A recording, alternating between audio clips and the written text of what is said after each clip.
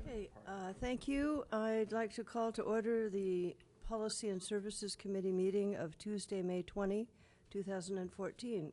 Would you please call the roll? Councilmember Klein. Here. Chair Price. Here. Councilmember Schmidt. Here. Councilmember Sharp. Present. 4 present. Okay, thank you. Okay, agenda item number 1, discussion and possible, I'm sorry, are there any members of the public here who would like to speak to items not on the agenda? Okay, thank you. And if you want to speak to items on the agenda, please submit your speaker cards. Yeah, there is one at your places for One. I think the maximum amount. There we go. Okay, thank you. Agenda item 1, discussion and possible recommendation to council regarding potential November 2014 charter amendments related to term limits, number of council seats, council compensation, beginning, end of council terms, annual reorganization meeting, and other matters.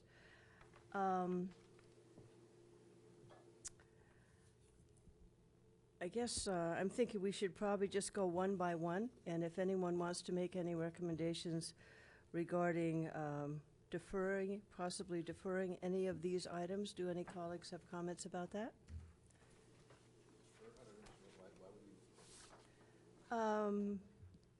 For example, the council compensation discussion. I don't think we have enough information to have a thorough discussion of that. Perhaps that could be deferred to a later time. Okay, well, we'll wait. If there's no... I would support that. Which? Deferring the compensation discussion. I don't mind. We can have a discussion. Go. Anybody have comments about that? Potential deferral of the one item? I'm in favor of discussing it. That's why. Okay. All right. So that's that. 2-2. We'll just without a formal vote. Okay. So why don't we proceed then? And I believe our city attorney will make comments to start us off. Good evening, council members. City Attorney Molly Stump. So you have a very, very brief cover memo before you, and then the staff report that was before the council on this item. We also added some preliminary canvas information from surrounding cities in Santa Clara and San Mateo counties, plus the 2 county government. This is just basic information that we were able to put together in the period of time since the council had this item. I think the 4 items that were specifically referred from the council are listed in the cover memo, and I'm here to answer questions and assist the committee. Okay, thank you very much.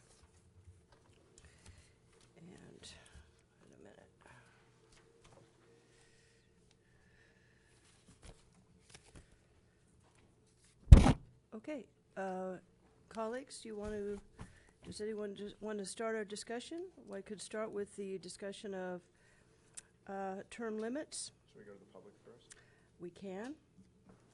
We have one speaker who submitted a card. Item agenda number 1, Roger Smith. Would you like to speak?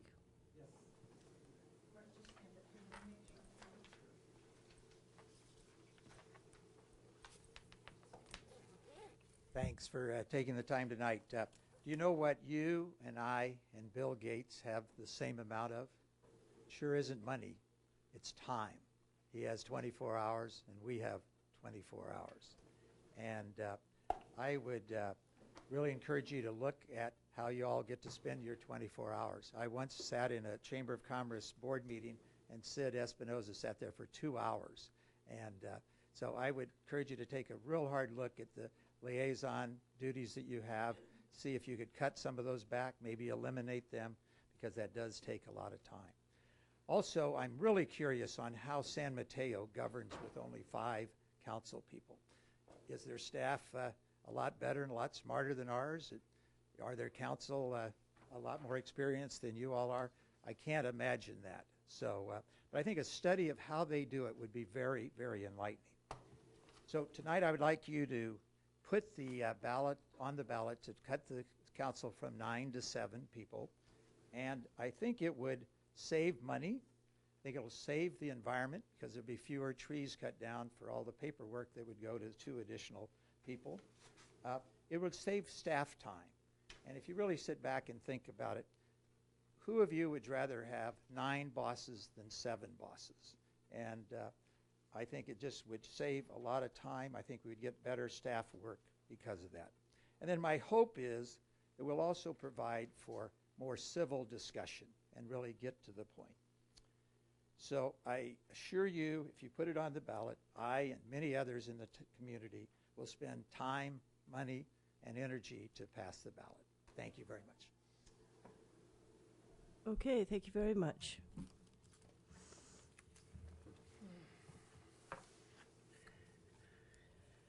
Okay, so why don't we start off? Any colleagues would like to begin? Are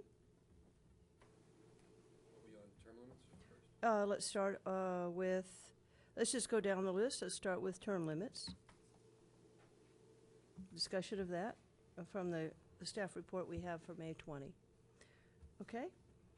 So anyone would like to make comments, starting with the first item, term limits? Okay, Councilmember Klein.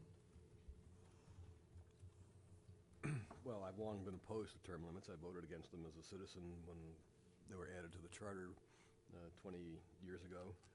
And I still feel that they don't accomplish anything and have various negative consequences. But so if I had my druthers, I would just do away with them. But I'm more concerned with getting something that's more reasonable. So I will move that we recommend to the City Council that we put an item on the ballot to amend our charter to provide for maximum 3 terms. Second.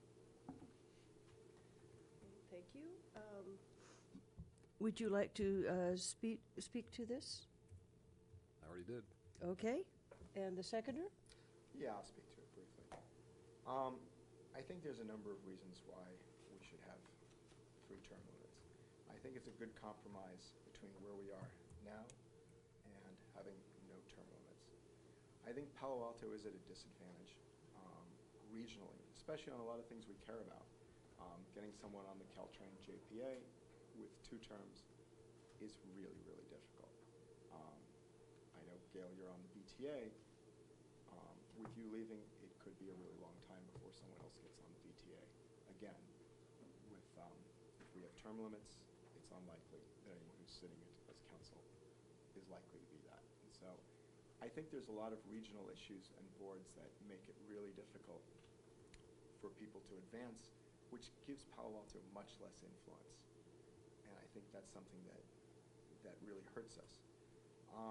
When you look at this, there's a number of, and I think the big one is MTC, frankly. I think that with term limits, no one from Palo Alto will ever be on MTC. I notice who gets chosen by the Santa Clara County Cities Association. It's council members who don't have term limits, frankly, who are on that.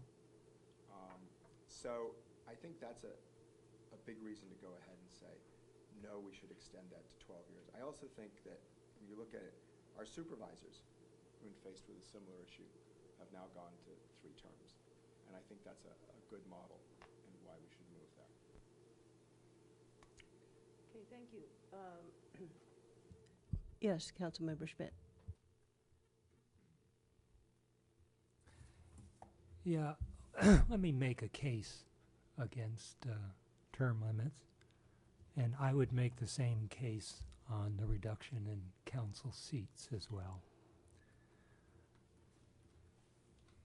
I think it is true that people learn over time, and a council member who has been on 4 years or 8 years knows more than one who comes on with 1 year or no experience. You tend to get smarter, more sophisticated, more knowledgeable, more experienced. And if this was an issue about efficiency, I don't think there's any question. We'd all vote for it. Get the best, most experienced person in there. But I think what we're grappling with here is a case of what is democracy. how do we set up a form of making decisions in which the public participates. De Tocqueville, made the case that American democracy was special. And he said what was special about it started at the local level. And that's where the spirit of democracy came and grew. He made the case that you could have more effective government by, hiring the smartest people, getting what he called the aristocrats to run it. But he said, inefficiency is part of the cost of liberty. Democracy is inefficient. I cite our own citizen survey.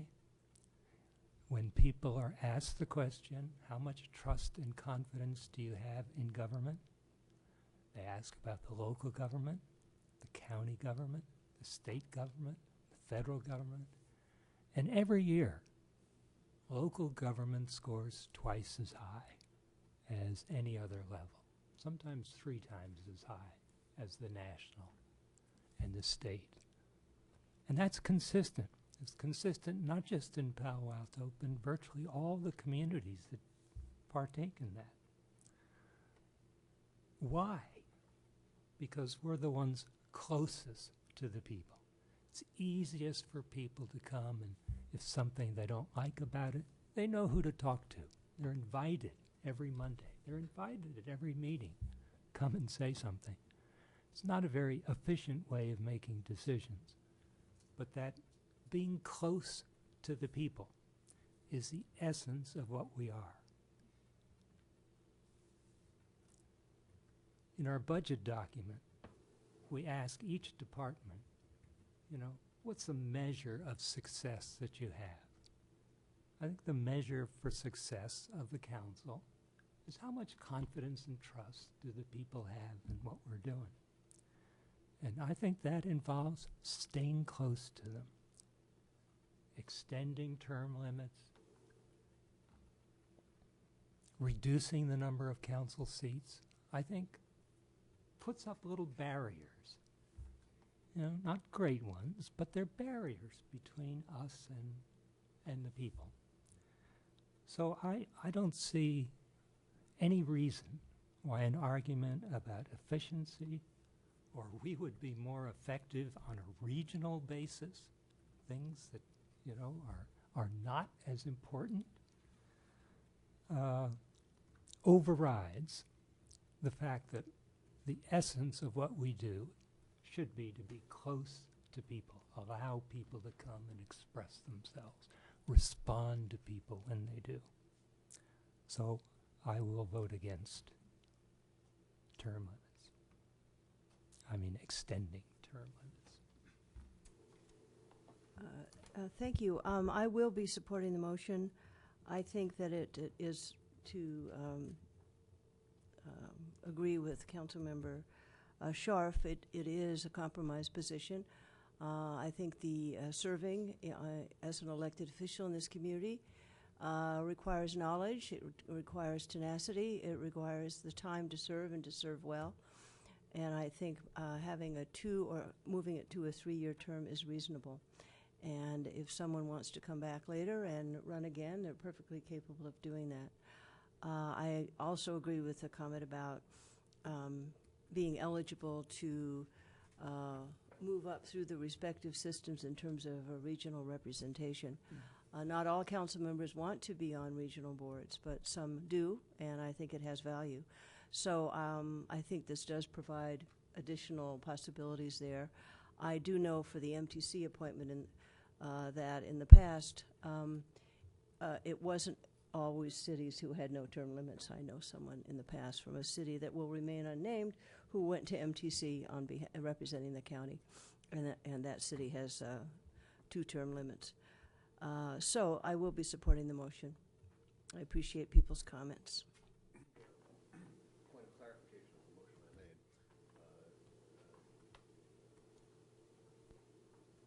I would want it to be effective immediately upon passage of the voters, meaning that it would apply to do away with term limits so that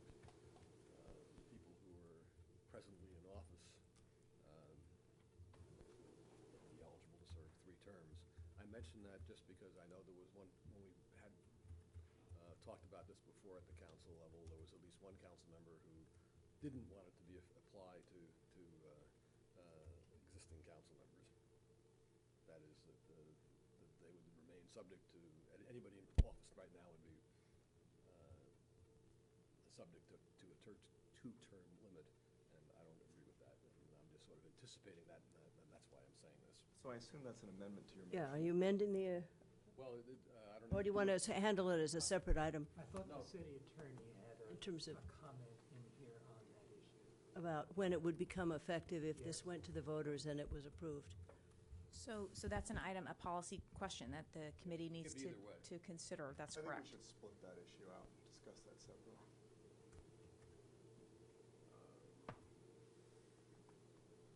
I mean, tonight, I mean, Yeah, definitely. I don't, well, sure, go ahead, but it's part of my motion. If you want to make an amendment to say it shouldn't be effective immediately upon passage, we'll talk about it. Well, I'm not going to support that as a second, I don't think. So, And I agree, I would not be. so I guess What do you want then? I want it effective on 2018. I think that's the first time that gives people a chance to think about it. And, I mean, we can't do it in 2016, so I think that's the next available choice. You either do it now or 2000. No, you're getting the two issues mixed up. You could have this effective in 2016. Oh, yeah, I guess you could. Well, I guess I would go with 2018. Well, I'm glad I brought it up. We have a difference of Yes, opinion. I'm glad you did bring it up, because I think there is a difference of opinion.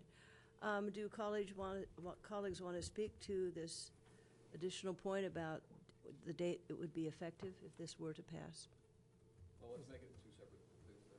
Okay, so, So first we should vote on the, term the, limits.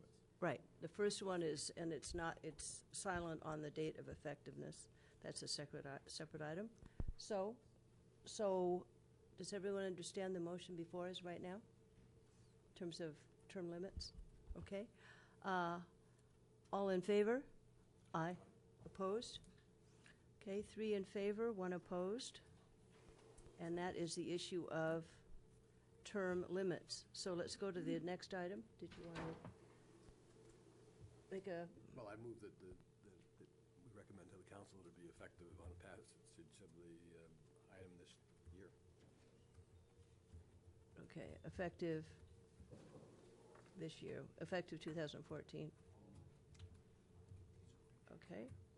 Is there a second? Is there a second for Councilmember Klein's motion? I'll move that it's effective 2018. Is there a second for that? Second? Okay, do you want to speak to your motion? Yeah, I think that we're going to do a series of charter changes, and I'm anticipating that we're going to probably move from 9 to 7 or have something on that. We're going to do some other charter changes, and I think they should be effective, give people a chance to think about it and go forward. I think it should be 2018.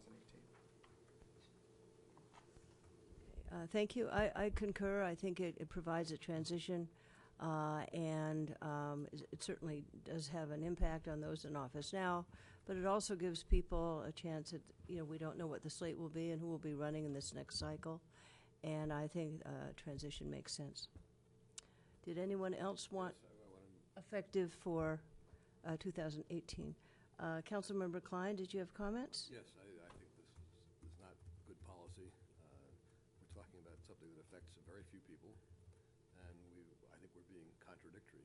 We're saying that one of the reasons to get rid of term limits is so that we can be more effective in serving on various regional boards and committees, and now we're saying we should defer that effectiveness for another 4 years when we would lose out perhaps because we're not being effective for 4 years, and I don't see what we're gaining in exchange. We're allowing 2 or 3 or 4 people potentially to serve a few more years. And I don't see why we should be discriminating against those people. And I can speak perhaps most neutrally, since I'm not affected by this. And you and Greg, the other 3 of you are potentially affected by what I'm saying, by this motion, excuse me. And I think we should make policy just on the basis of how it would affect, or how it may, 2 or 3 people might look in the eyes of the public. Greater good is that we be able to have people representing our city for a longer period of time on these regional boards and committees, as everybody stated. So why defer it for 4 years? I think that's. Other, Councilmember Scharf?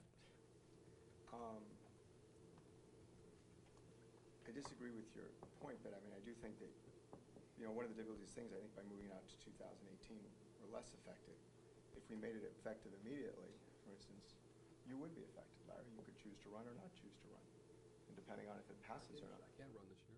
Sure you could. If we put in 2014, you could run. No, because I mean, it might be a good thing. I'm ineligible to run because the charter, as it exists, says I can't run. Oh, we're talking, it goes to the ballot in November. So I would assume you You'd could have to run, file. and then if the charter changes, you'd be seated, and if the charter changes isn't seated, you wouldn't be able to run. But he'd have to file for reelection by. I mean, I'm not saying that's a bad thing. That might be a good thing. I'm just thinking this through.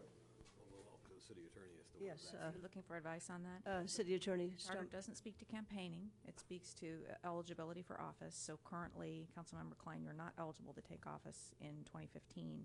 But if term limits were extended to 3 in the fall, in November, and you were on the ballot and elected to a seat, you would be eligible to serve in 2015. Oh, really? That's very interesting.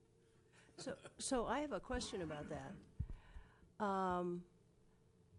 It seems contradictory that according to the charter, we have two terms as a limit. Then how could anybody conceivably file to run for office if the current charter says only 2 terms? Would the clerk accept an application? Right. It's a, that seems contradictory here. Can the clerk accept an application? City attorney. So we didn't specifically look at that question. We should probably do that before we give a final answer in terms of the clerk's I don't want you executing her wasting your duties. time because the only person it applies to will not be doing that. If council members are interested in the answer to the question, we'll provide it. Okay? Yeah. Okay. Okay. Did, Councilmember Schmidt, did you have comments on this? Date of effectiveness? So I think this is a moot discussion. I don't think we're going to have a recommendation to council on that issue. But, well, we can vote. I mean, I think. Okay. All in favor of the motion, the effective date 2018, say aye. Aye. Opposed? Okay, so 2-2 fails. Okay, thank you. So, let's Committee move- members, just to clarify, on the open question of the filing, we will, when this item goes to council, we will provide that supplemental answer to the extent that the council finds it helpful. Okay, thank you. The next item, I believe, is the number of council seats. And colleagues want to begin that discussion? All right. Councilmember Scharf. I'm mixing up Scharf and Schmidt. I apologize. So I actually see pros and cons on both of these. I think there's definitely some pros of going to 7. Most cities are either 7 or 5. And so I think, there's a lot of positives in that. The negative is that it's much harder with only 7 people to cover all of the things that council members do. We have liaisons to lots of groups. Palo Alto is a very involved community, and there are a lot of regional boards and stuff to serve on. And I think that this is actually one of the more difficult questions. And I go back and forth in my own mind on this, frankly. I don't think it's a slam dunk either way. But in thinking about this, I think the balance of it may be to go to 7. And so I think that's where I am at the moment. And I know that's probably the most tentative endorsement I've made to something. But I do think that there's strong arguments on both sides of this. And I think this is a difficult decision. I think 7 is clearly more efficient. I don't think there's any question about that. But I do think, as Councilmember Schmidt said, that efficiency isn't always the goal in government. And so I'm tentatively at moving to 7, but I would say it's a weak tentative. Are you making a motion? No, I haven't made a motion. No, I was just sort of wanted to hear what other he's people have to ruminating. say. okay. Thank you, Councilmember Schmidt. I'll ruminate as well. Okay. Just personally, I came in 4th place in my first election, and with a smaller council, probably would not have made it. My second election, I came in 2nd place. So maybe I learned something, maybe the public saw something, but I certainly have no interest in excluding the possibility of there being 9 members.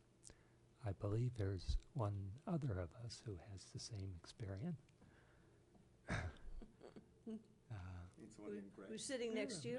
Yeah, I think it's a Greg thing.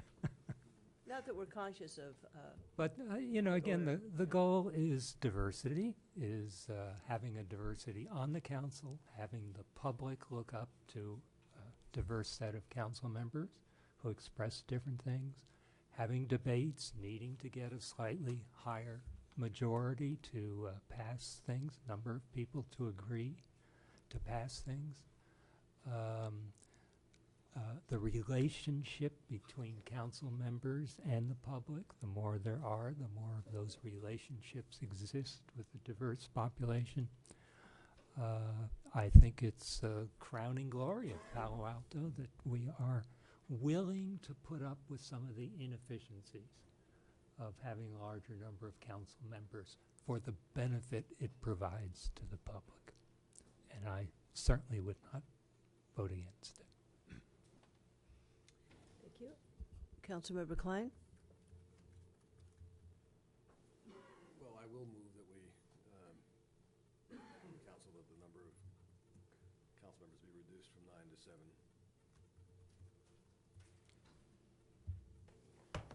Second? And I come to that reluctantly. I feel very much aligned with council member, well, both Gregs. And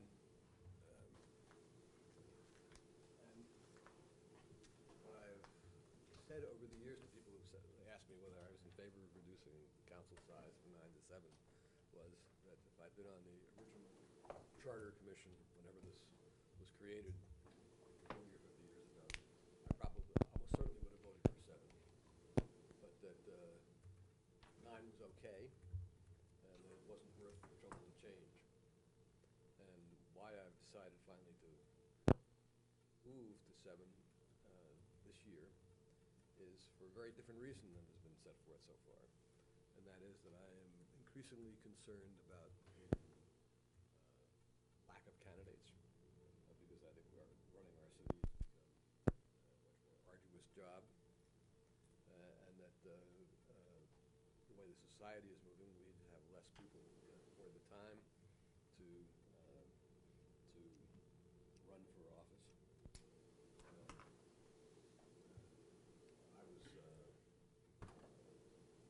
was 42 when I came on the council in '81, and my kids were school age, and a person with that profile today there isn't one with that profile in the city council. That is of a young professional. Sorry, Greg. It's not that different when I came on council. I was in my 40s when I came on council. I mean, You're older than that, though. Point of order. No, well, I'm very concerned about it for a variety, so the idea that we should be seeking even more candidates is troublesome to me. There are other ways we have to approach that problem, I think, but that's one that I'm concerned about, very concerned about.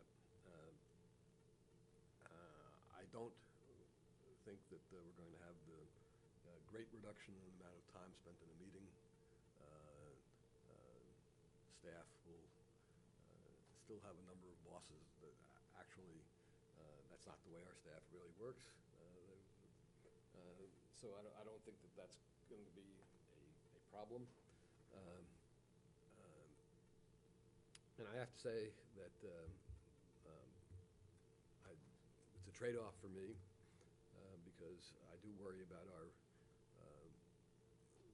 our utilities. Maybe the public is not aware, but the person who represents the city during my time in the council represents the city on NCPA, our Northern California Power Authority agency, really has hardly any time beyond that to do anything else extracurricularly. I do a lot extracurricularly. I do BCDC. I do. Yeah. I said that you're the exception. I agree with that.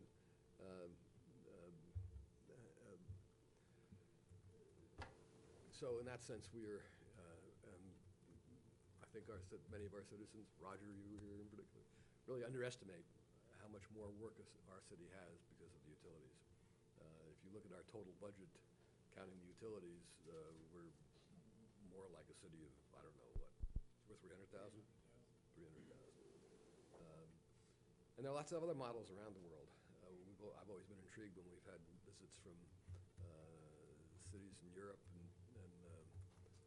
Australia, New Zealand, that some of them of comparable size to us, or even the 200,000 or 300,000, have councils in the 20s and 30s. Somehow their democracy works, I think, probably every bit as well as ours does. So I think that if citizens are expecting a dramatic improvement in anything by reducing it from 9 to 7, they're going to be sorely disappointed. But that said, for my reason, some modest increases in efficiency, perhaps, but much more because I really worry that we're not being. We've created a situation where it's going to be very, very hard for us to find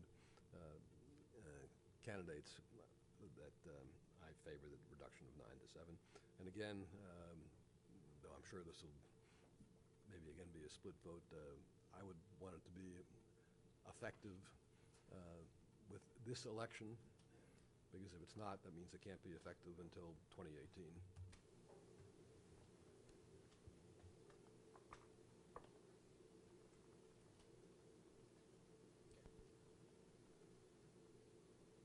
I'm going to suggest that.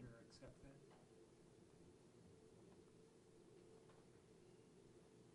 Seconder? Oh, did you, are you amending your motion to say what date of effectiveness? Well, Or are we splitting it up? We can split it up again. Okay. So to comment to this, I will be supporting it. I think some of the comments made about efficiency, staff working with council members, the demands on staff, the possibility of having more focused discussion and perhaps less frequent meetings. I am hopeful that's the case. My biggest concern is the issue to note what Councilmember Schmidt noted about the representation. I do think, unfortunately, this is going to put quite a bit of pressure, extra pressure on the South and the West to field candidates because it's always been more challenging historically to be elected from the South and the West. That may be changing, and I don't think I can say it's an absolute issue, but it has been a contributing issue in the past. I think the issue of attracting candidates, I think that applies to 9 as well as 7. I think because of the nature of the requirements for this job and these sets of responsibilities, a lot of people decide that they cannot manage their life and manage these kinds of responsibilities. So I think that comment applies to 9 council members or 7. It's the same kinds of trade-offs. So all in all, I do think it is prudent to consider moving the council size from 9 to 7. Councilmember Schmidt. Yeah, if I could just make a point on the number of candidates. I think traditionally there have been a ratio of something like 2.5 candidates per open seat, both for the council and the school district over the long run. It's dramatic, the number of candidates that we've had. Over the last couple elections, that number has gone down for both the council and the school board. And I do acknowledge that potentially is an issue, something we should keep our eye on.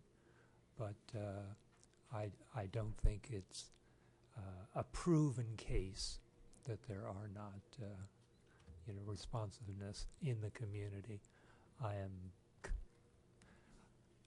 impressed every day at the number of people who apply for commissions, boards, trying to help out the city, and the quality of the candidates we get is striking and astounding. We had a little dip, but we're right back where we used to be. I think the strength of a democracy is the number of people who do want to be involved, and I don't think reducing the number of openings is a way to control democracy, but rather to take advantage of what we have in the community. Has everyone spoken to this item? Okay. So the motion is to reduce the number of seats from 9 to 7. All of those in favor? Aye. Aye. Opposed? Okay. 3 to 1? Couldn't see whether. Okay. Oh, I voted yes. Okay. Thank you very much. Now, the second part, date of effectiveness. Did you want to move forward with your comment? I move it be effective this election. Is there a second? Second. I move that we defer that discussion for council of when it should be effective. Is there a second? Okay. Okay. We discussed it with council. Okay. Did you want to? Oh, we could have a. Yeah, it will be. We could have a unanimous vote on something. Yeah. No. No. Councilmember Klein? The reason I think that it ought to be effective, if the voters want it, why delay it?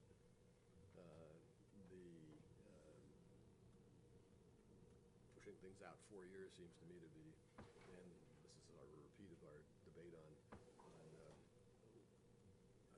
extending the amount of term limits.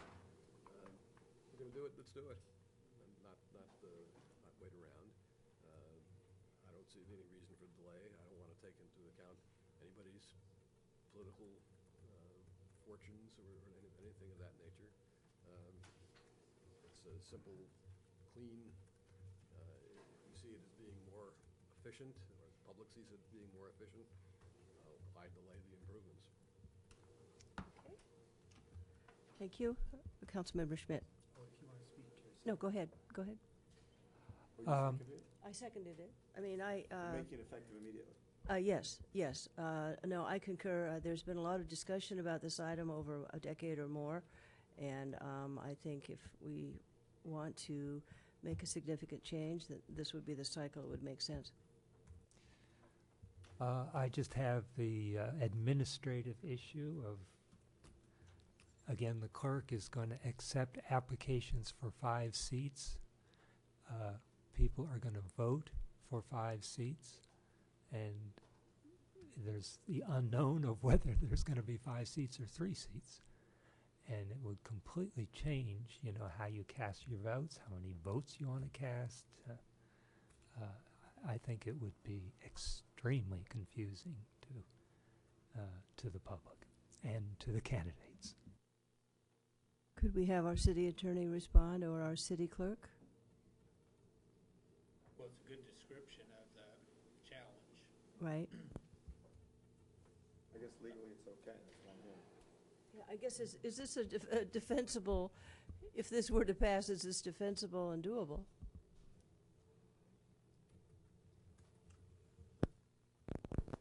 Obviously, if it were have to have the top 3 vote getters, right, would be the determination as to who gets seated. I would think that would be the logical conclusion is if, and I'm not an attorney, I'm really putting it at you, but I would think it would be the top 3 that would get the seats for sure. Right, but I'm struggling with if we have an existing charter now and we don't know how these measures are going to go, how I can't advertise. I have to do advertising for seats. I would think I would advertise for 5 seats. What if it doesn't pass? And it doesn't go down to 3? Yeah, I guess the county registrar would have to put out a voting pamphlet saying, vote for 5. And once they say that, can you say, Well- oh, no, we changed our mind? I have to, in June, bring a resolution to council for the number of seats. I can't come for 3 seats. It would say 5, because right now that's what we have. Then I assume you just seat the top 3 if it voted, it passed it, you'd seat the top 5 if it didn't pass. Right. That's what I'm understanding Yeah. how it would work. Well, That's I right. think we need to look more closely at the ballot question that would be asked of the voters with respect to the seats, to confirm that that would in fact be appropriate, to ask for voters to cast 5 votes and then seat the top 3. So again, that's some follow-up work that we should do to confirm that that is in fact a lawful choice. I believe that it is. And the I- inverse would be more problematic, I Yeah. think, if you told people that only votes. Well, you could not do that. You could not do that. Yeah. I suppose the other option is to consider effective date 2016. Wouldn't work? We don't have it terms up. So to reduce the seats in 2016 would mean on the cycle 2014-2018, you would have 5 seats, and then on the opposite year, 2016-2020, Right. you'd be seating only 2. Right, So right. it would be, it's lawful to could do that. work. It's quite unusual to have 5 members elected, and then the next round only 2, I see, yeah.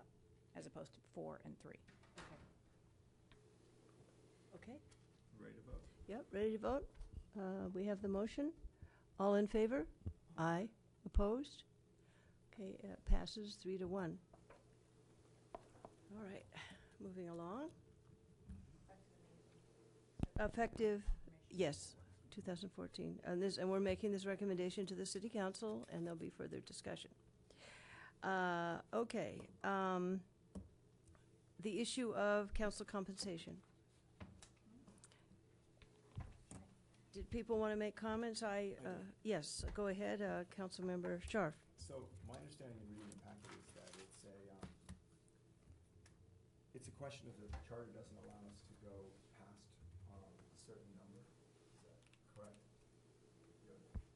That's correct. Our Palo Alto Charter incorporates the provisions of state law, and state law has a limit on both the amount and the annual amount of increase that can be made. There is room within those state law procedures for council compensation to be increased somewhat without changing the charter. So there could be by simple ordinance change within the procedures of state law. If you wanted to exceed the procedures of state law or set up a different procedure, that would require. Do you have a rough sense of what that is?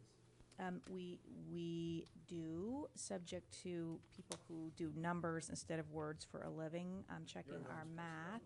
That's a no.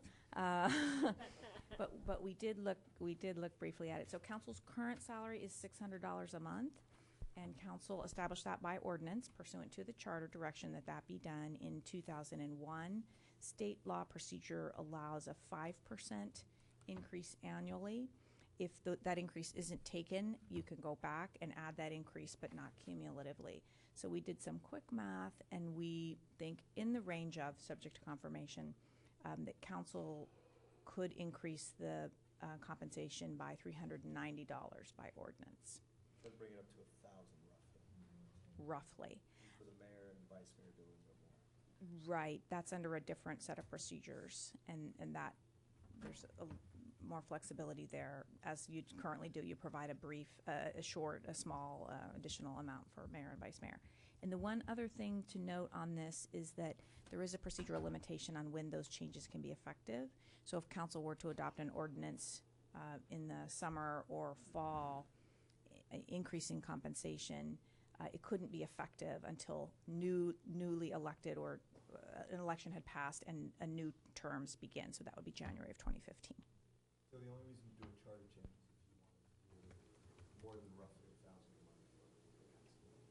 That's that's correct, or if you wanted to set up a different process for establishing compensation. Follow-up question. Yes, Councilmember Schmidt. The material from Los Angeles has what they call state guidelines, which I believe is operating on the same number, and then average total pay.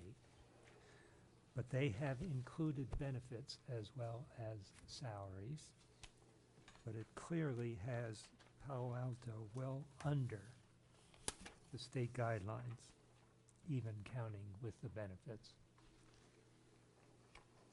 It's on packet page 52 is where Palo Alto is.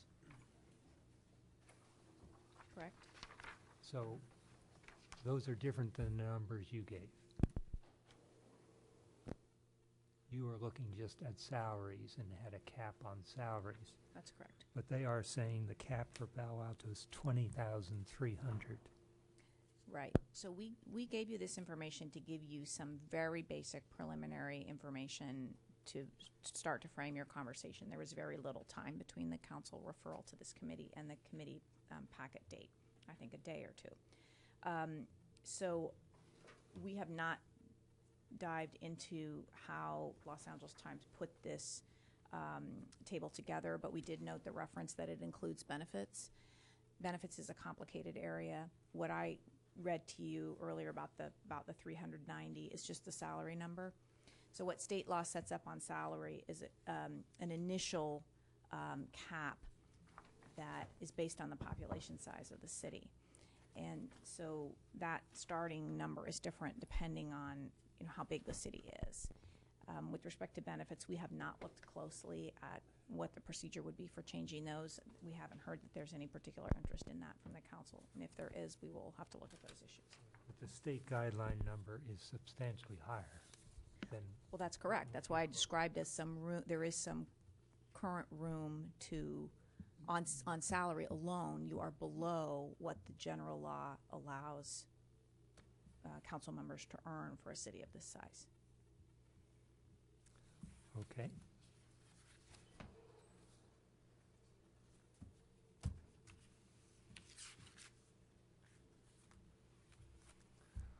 Well, Yeah, let me additional comment? let me propose a motion that the council consider raising monthly salary to $1,000 per month. Is there a second?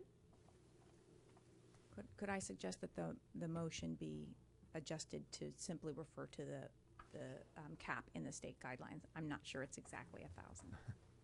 Or subject. Okay, subject to limits of state law.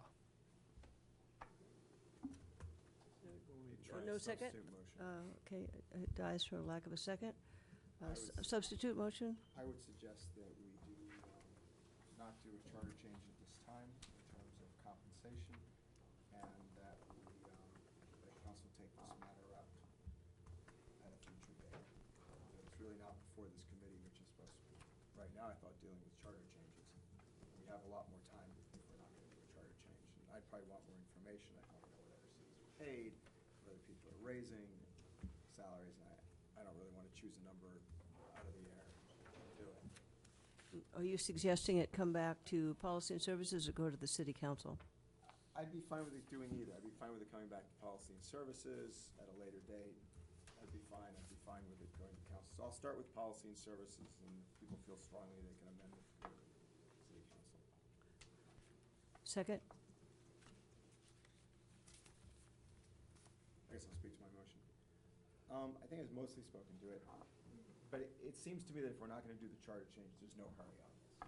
And I definitely don't think it should affect our salaries as we sit here, frankly, and vote ourselves money. I'm not sure that's even legal. So I would think it would have to go through a cycle of new people being elected and that. So I think we clearly have time to think about this, get the information. And since we have no rush, I don't think we should be recommending something like that. Yeah, I concur. I think we do need a little bit more thoughtful process, including involving others in the discussion and having comparable information, including salary and benefits, and to do this in a more kind of reasoned and thoughtful way.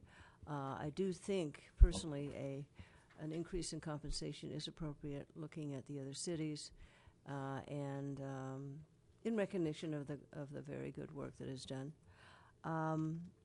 So I support this. Did anybody else have comments? Councilmember Klein?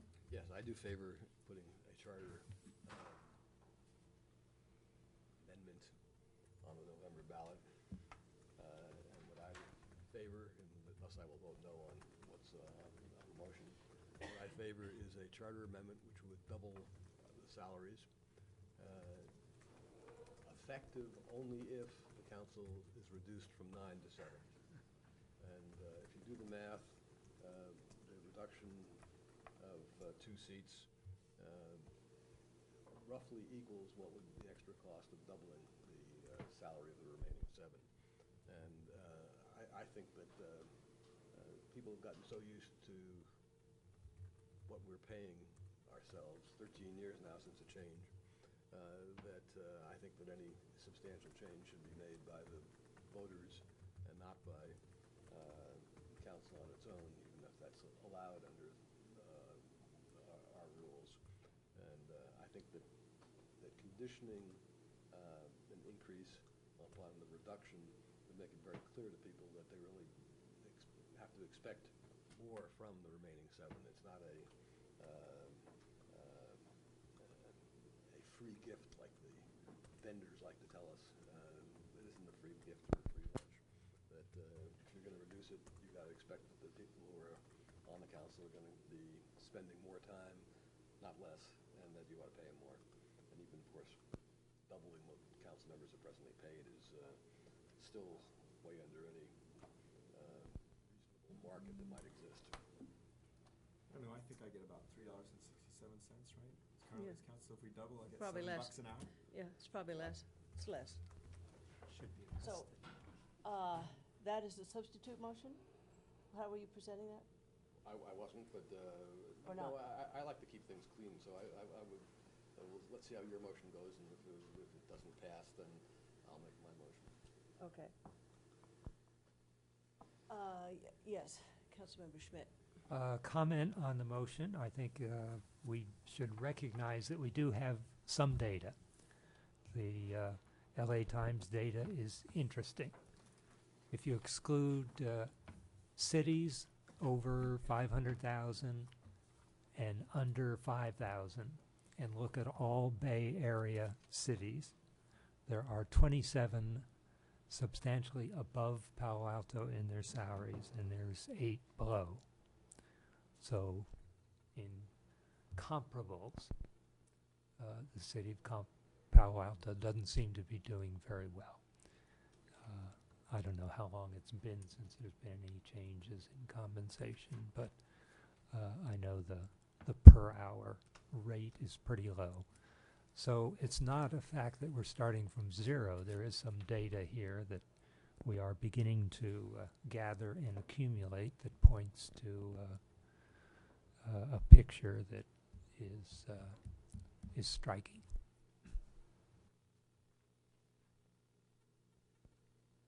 Okay, did anyone else have some comments? Okay, so we're going back to the motion that Councilmember Scharf put forward, and that's the one that we're voting on, which is to defer this discussion to a later time when we have more information, and we can do it since there's no rush in terms of taking it, requiring a charter amendment. So I do have one question. Yes. Which confuses me. It's, a lot of these cities pay like, 16,000, 12, 33,000, and yet it says in the article that most cities fall within the state guidelines. So is that only the charter cities that are above roughly 12,000 or 13,000? Anytime I see a 30,000 payment, that's a charter city? It's probably a larger city, a much larger city. So the state guidelines revolve, sorry, State guidelines changed. with population? Yes, so there are probably 20 different categories. Yes, there's a graduated schedule based the on one. population. We do think that LA Times chart, as Councilmember Schmidt noted, includes also some valuation for benefits. And we don't know how they did that in terms of current The benefits, methodology. whether they considered retiree benefits. Okay. So I think that, I want to make that point then, is I'm hesitant to rely right now then on the LA Times data, even though I agree with you, it's useful as a starting point, but I'm not sure how accurate it is. And also to note for council that that is a chart is 2011, I believe. So it's not up to the most current, and a number of councils have made adjustments, especially in the benefits area in recent years. And I guess I'll speak a little bit more to the motion. I think before. The motion that you've put The forward. motion I put forward, I Yeah. think when we decide on to vote for this motion, it really is, do you want to do a charter change and get rid of it? If not, you should vote for this motion, because then what we can do is we can sit down and get more data and go through it within the current confines of where we are. So I think that if you think we should be paid significantly more than $1,000, or more than $1,000, I guess, then you should probably vote against this, and we should go for the charter change. If you think that, maybe $1,000 or less, or the current number, or whatever is right, then there's no reason to do the charter change. Yeah, keeping in mind what Councilmember Klein has also suggested. Right, Right. which is basically Right. more than what we do, because you double it, so that's 12 Right. or 1,300. But it would require a charter change, So right? that would require a charter change. Okay, We're off by a couple $100, but it would require a It charter change. would, and I also heard Councilmember Klein state that regardless of the total amount, that he was recommending that the voters actually be the one to make that decision. And even though that's not required, as long as you're within the state cap, it's a policy question if you, in fact, wish to do it that way. City Manager Keen? Yeah, just practically, doubling what, $7,200 is 1,400. 14,000? 14,000, and versus close to 12,000. That's the practical difference. So it's almost more the question about how do you want to make the decision than the dollar amount itself, right? You want the, Following your math, but, Yeah. I'm sorry, it's 7,200? No, if you reduce council by 2, the city, quote, saves 14,400 in salary, but another $20,000 or so per council member in benefits. 10,000, excuse me. 10,000, 10 or 12,000. 20,000 for 2 of them. So it adds up to roughly $40,000. And I'm saying that I would want to spread that over the remaining 7 Okay, council members. sorry, I misunderstood, okay. But since we've had another round, I would add that relying solely on the council as a time factor, that if you don't make the decision, as I understand the law from the city attorney, if you don't make that increase effective in 2015, wait till 2015 to make that decision. It can't be effective again until after the next election. Isn't that right? Yes, that's correct. So it would be the 2016 election, and the salary would be January 2017. So I guess if I want to raise, I got to push for it right now. Councilmember Klein, can I just ask a point of clarification? When you said double salaries, were you referring to the salaries that a particular council member gets, or the total amount that the city spends on council member salaries? Total compensation. Thank you. Total aggregate compensation of 9, double, and then spread across 7. No. No, I was saying that I would condition, my motion is not on the floor right now, so it's moot at the moment. Got it. So why don't we wait until, let's see what happens to this motion. Yeah, I had a Councilmember Schmidt? question on the motion. You did not have any time, you vaguely said, when we get more information. Oh, I don't mind if you want to put a time and it comes back to us in, a month to policy and services, or, I don't care. It's really staff's, when can Well, staff have the information? I would be more interested if you had some Why don't specificity. you suggest something and I'll accept it? As long as staff can get it done. If Yeah, you said I'd next say- week, I'd be like, Yeah.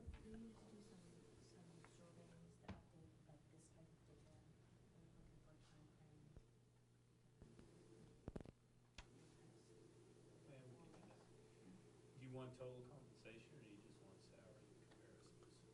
Salary's faster and easier. probably salary. Salary? But then there are going to be a lot of other factors. Right. Somebody's going to have retiree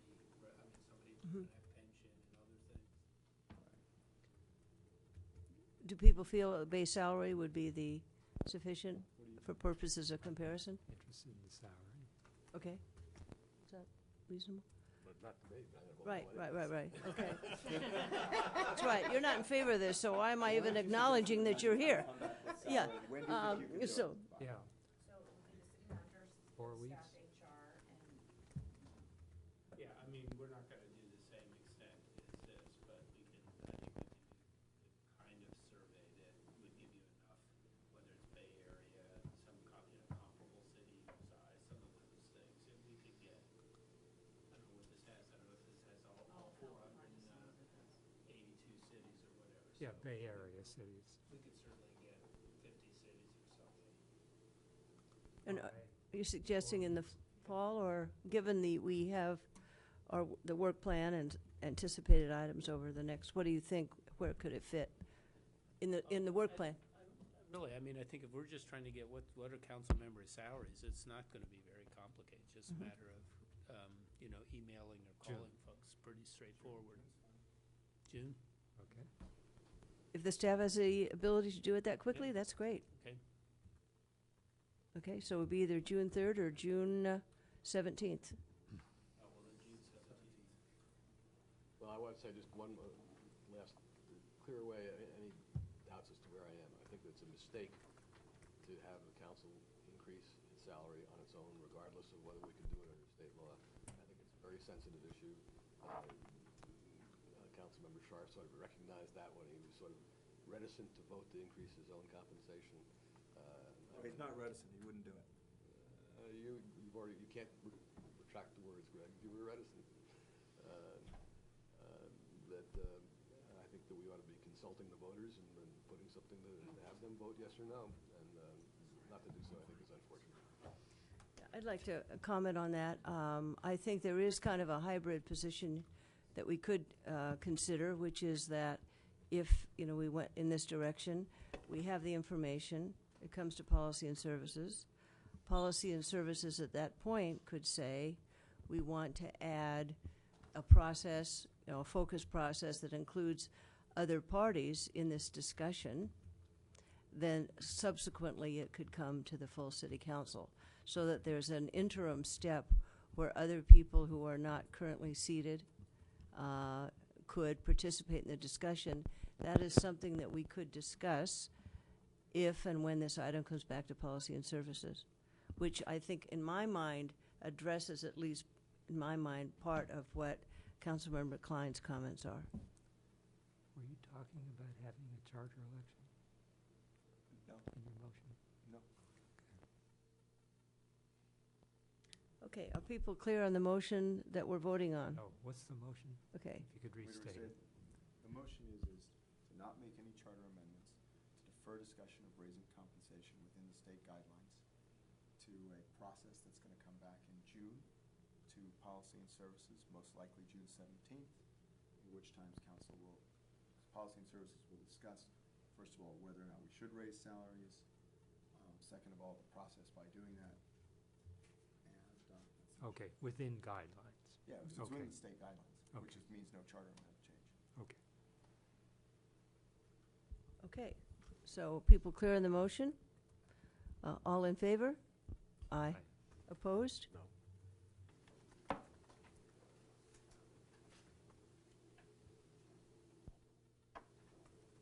Okay.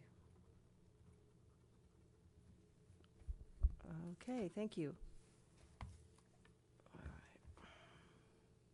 Now, the other, I think the last item, or there's, wait a second, there was reorganization, discussion of reorganization, and I believe the earlier staff report said and other items. But right now, I think we're dealing with the reorganization language and the understanding of what are the recommendations from the Policy and Services Committee. So, who would like to start that aspect of the conversation? I would. Okay, Councilmember Klein. I would move that we recommend to the council that the council directs the city attorney to draft a charter change that would commence council terms on the first meeting or the first Monday after, I'll leave that to her, after we have received the canvas from the registrar of voters. Second? Is there a second? Okay. Would you like to speak to your motion? Yes, the chart that the city attorney has prepared, I think is very helpful. The procedure that we're suggesting in this motion is one that seems to be very commonly used. I didn't count it up, but just sort of eyeballing it, it seemed like roughly half or maybe even a little bit more than that use this process. Once you get the official votes from the registrar, that's when It's part of the packet. terms begin and end, and I think that's quite appropriate. It's, yeah, We don't need under the there. long period of gestation. This isn't going back to the Constitution or when the country was started and people needed 3 months to be able to travel from Chicago to Washington, D.C. or something of that nature, and it will eliminate all of the concerns that Greg Schmid and I have had with regard to what happens if some emergency arises around January 1st, 3rd, 2nd, 3rd, 4th. I think it sets up a much cleaner process. It's one that's well documented, well used, and what it really shows, what the report really shows is that what Palo Alto presently has is the outlier. Okay. Seconder, would you like to speak to the motion? Yeah, I did count the cities, and I think the score was 31-2. 31 have it either the first meeting, the beginning of December, or after 28 days. So there's only 2 cities in San Mateo, Santa Clara County who wait until January to swear in people. And it makes so much sense to, because the last meeting of the year, you have the year-end summary of what we've accomplished and done. That would be a great opening for new council members to come in. And it means that the reorganization can be started at that time. So by the time January comes, the team is ready to move forward with the new year. So I enthusiastically support. Okay. A comment, Chair Price? Yes, you may. So just one thought that the committee might want to consider. Some of these cities that have this structure, instead of referring to a specific date in the week, say at the first regular meeting, which allows for the possibility that for some reason there is not a regular meeting scheduled on the first Monday. If you say the first Monday, you need to do it on that date. Whereas if you say the first regular meeting after, it gives the council the ability to respond if for some reason there is not a meeting scheduled on that date. Now that would be quite unusual, I think. But it could potentially slide a week if for some reason you didn't have a quorum on that date, or there was some other reason that there was not a meeting. So that's just a... Are you setting up the same type of ambiguity that we want to avoid? I don't think so. Well, when did... Councilmember Klein? I'm not, well, let's reason it through. The example you gave, lack of a quorum, what happens then? Whose quorum? Does that include the newly elected?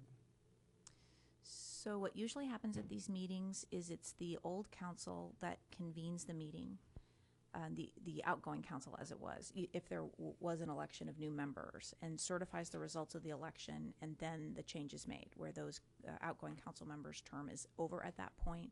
Incoming members take their position and are sworn. I want, just to avoid any political shenanigans, I want to make sure that the outgoing people go out. That there's not a mechanism for them to stay in office by staying out of the meeting. Like West Virginia, whatever that Yes, was. where people but disappeared. turns out it's not so crazy. I won't do that. Chair Price, could I Perfectly please- appropriate choice. Yes, City Clerk Greider. My only concern is getting the canvas back from the county and then having the time to get it to council. It's not always going to be the first council meeting in December. I mean, the 28 days, like if from the 30, like November 4th to 32, and then they get it. I like it that the first meeting after I get the results that instead of defining it, The first Monday, I'm looking at the first council meeting following the results given to the city clerk that I would bring it. Does that make sense? No? Why can't we just say that the first Monday after you receive the results? You could say that. Okay. If you had an epidemic of flu, you'd need to get people there on that Monday. I'm just following, most of them don't say the first Monday. They say commences the first regular meeting following the certification. I'm just trying to follow. That's okay if our first, it may be the same thing if we now change the language. Almost like always going to be the same thing. Yeah. Well, I'm comfortable with the first, but, So could you, is your motion different than what's on page 5, you know, now, provide council terms begin on the first regular meeting, or is it the first Monday after? the first regular meeting is fine. That's what, And then do you have the addition, I mean, is that the motion right there, which is those 3 bullet points? I'm not sure what, On page 5, it's packet page 9. oh, okay, sorry.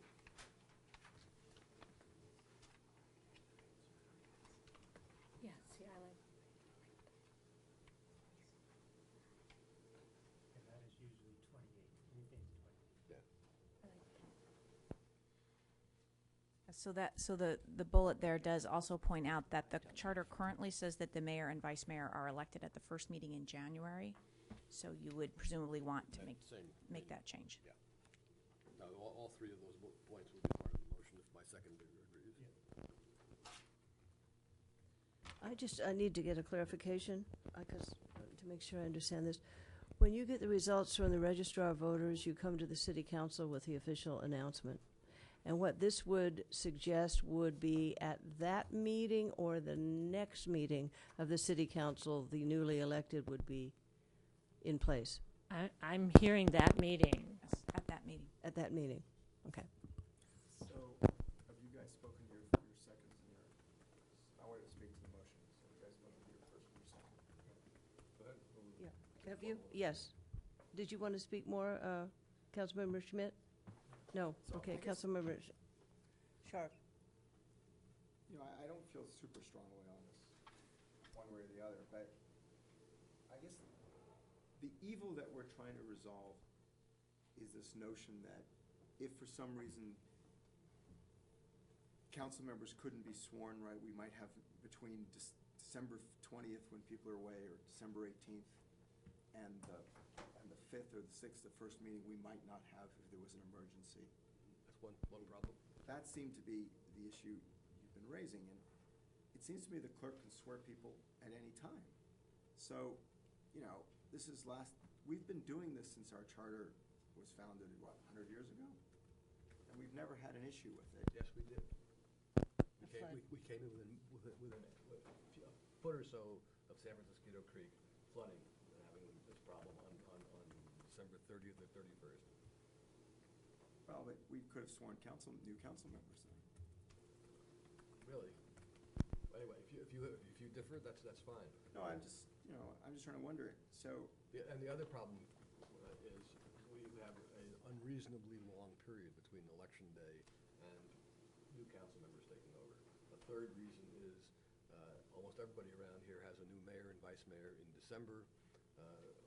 We don't, and that results in really a hiatus almost for the first 2 weeks in January. By the time our mayor doesn't get elected until January 4, 5, 6. By the time he or she makes appointments to all the committees, it's another week or so. So that we lose time, really, that's in the work year, where other cities are using the sort of downtime around Christmas for getting those things done. Yeah, if I could just add, we, over the last 3 or 4 years, have had 4 meetings in the months of January and February, business meetings. And, you know, it just starts the year on a downer when you don't have any meetings. So, yeah, I know we love those meetings.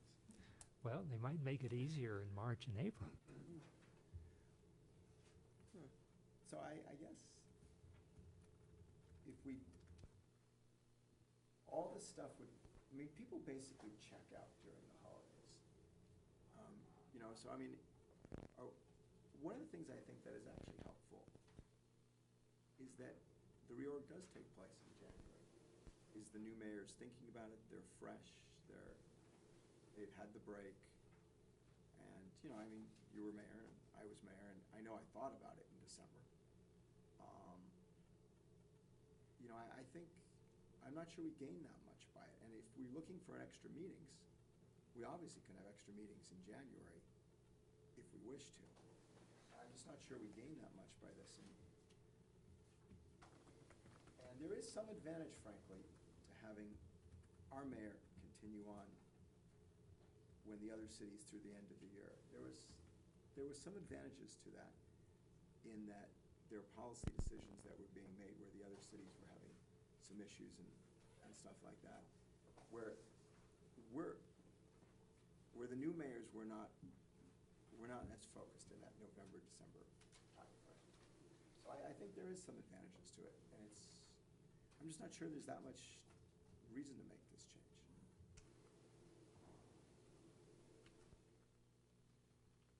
Let's vote. Okay, I'll make a couple comments.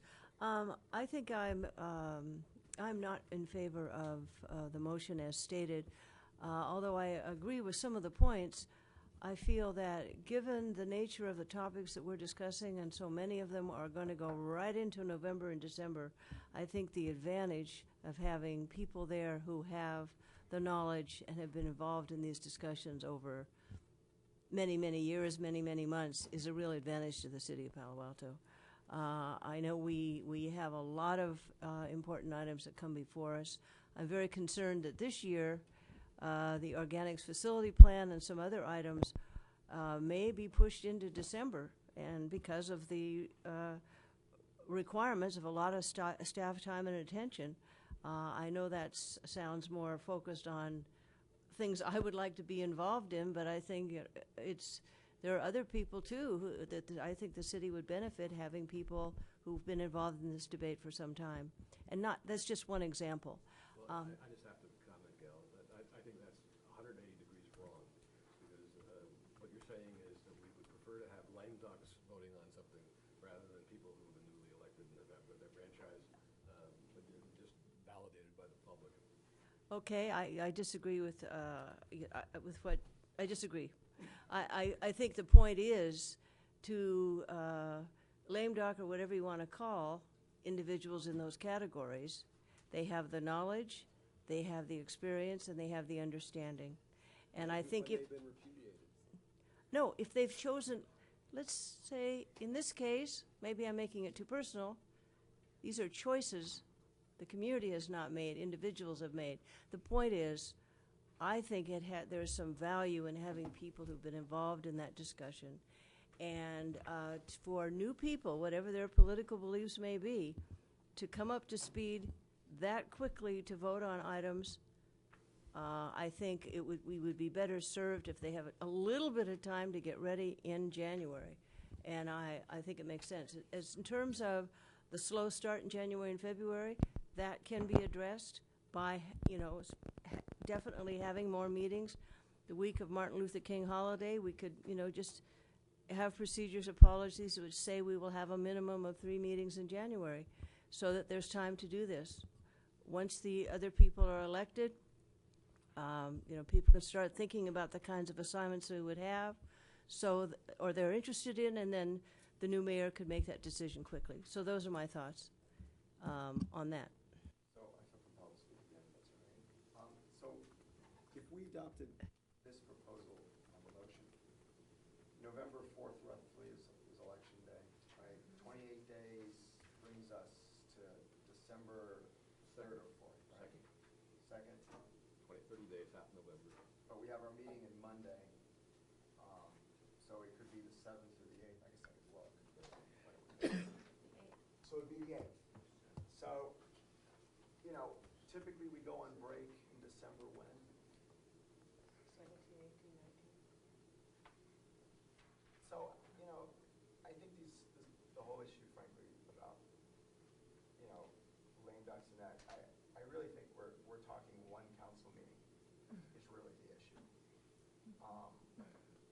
That's what we're talking about, one council meeting.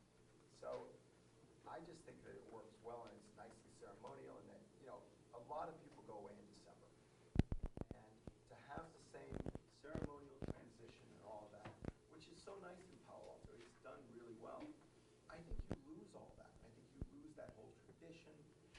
think the whole honoring of, people that are leaving, I think doing that in January, everyone's back from vacation, I think you're gonna lose all those people in December. Everyone's heading off for the holidays. Let's just vote. No, I have the floor. I think you lose all that, and I think that's a mistake. And I think it's important to set forth, why I would vote no on this, because I'm not voting for the same reason necessarily that other people have just done. I think that this ceremony and the way it looks is very pleasant, and it's nice, and I don't think we gain anything through this. So. Okay. So, we have the motion before us. All in favor of the motion? Aye. All opposed? Fails, 2-2. So we will move forward to the city council. Okay.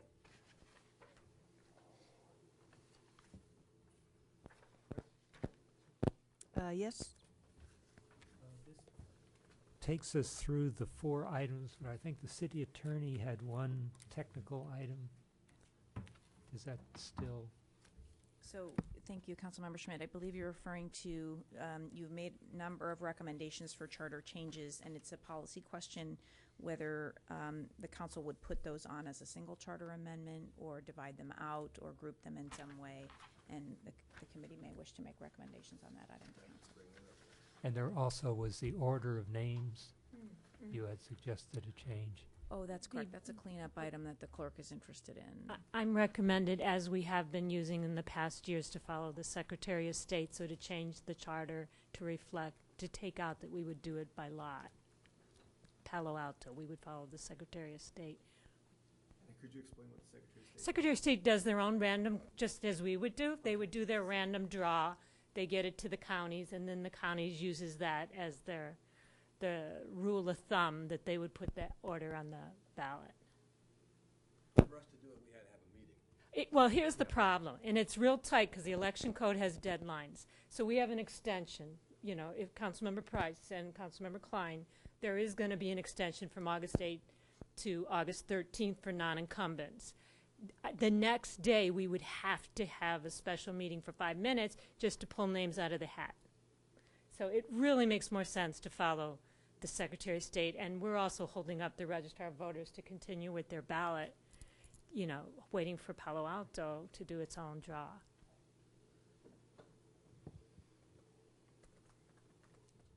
And if I might add, having been a participant in some of those meetings when we called just to do this random drawing, it's August, before people away, so Right. the clerk frequently has to really call around to make sure that she can That's get a quorum, and you really feel sort of used and abused.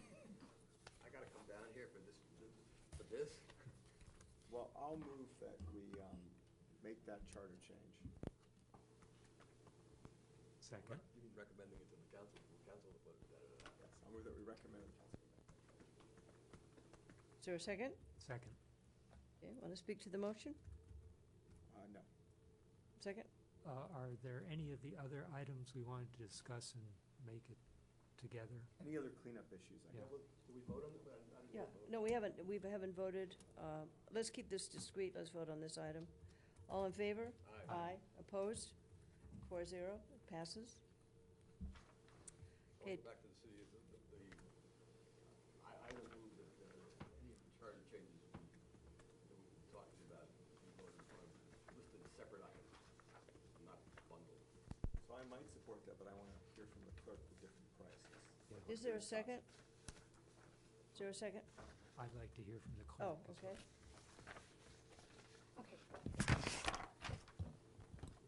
The estimated cost that I've received from the Registrar of Voters. Now, this is a good year to do these, even, I'm talking cost-wise because we have the council seats. So they're, from the Registrar of Voters alone, they're estimating at $66,000, which is quite a bit less than if we do any kind of measure on an off year. But then I do have, and it's approximate because I have to translate notices into 5 languages to follow the Department of Justice that requires this. So I'm saying like 10,000 more. So we're talking like 75,000 per measure.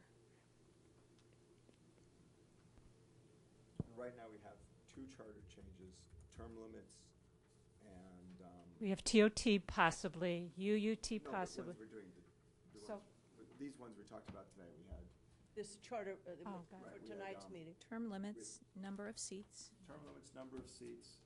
and beginning of terms, the changeover. Well, we don't have that yet, No, that died on a 2-2. Oh, right. but it'll go to the. I mean, it didn't pass tonight is what I meant. So we have potentially up to how many? Well, 3, I guess.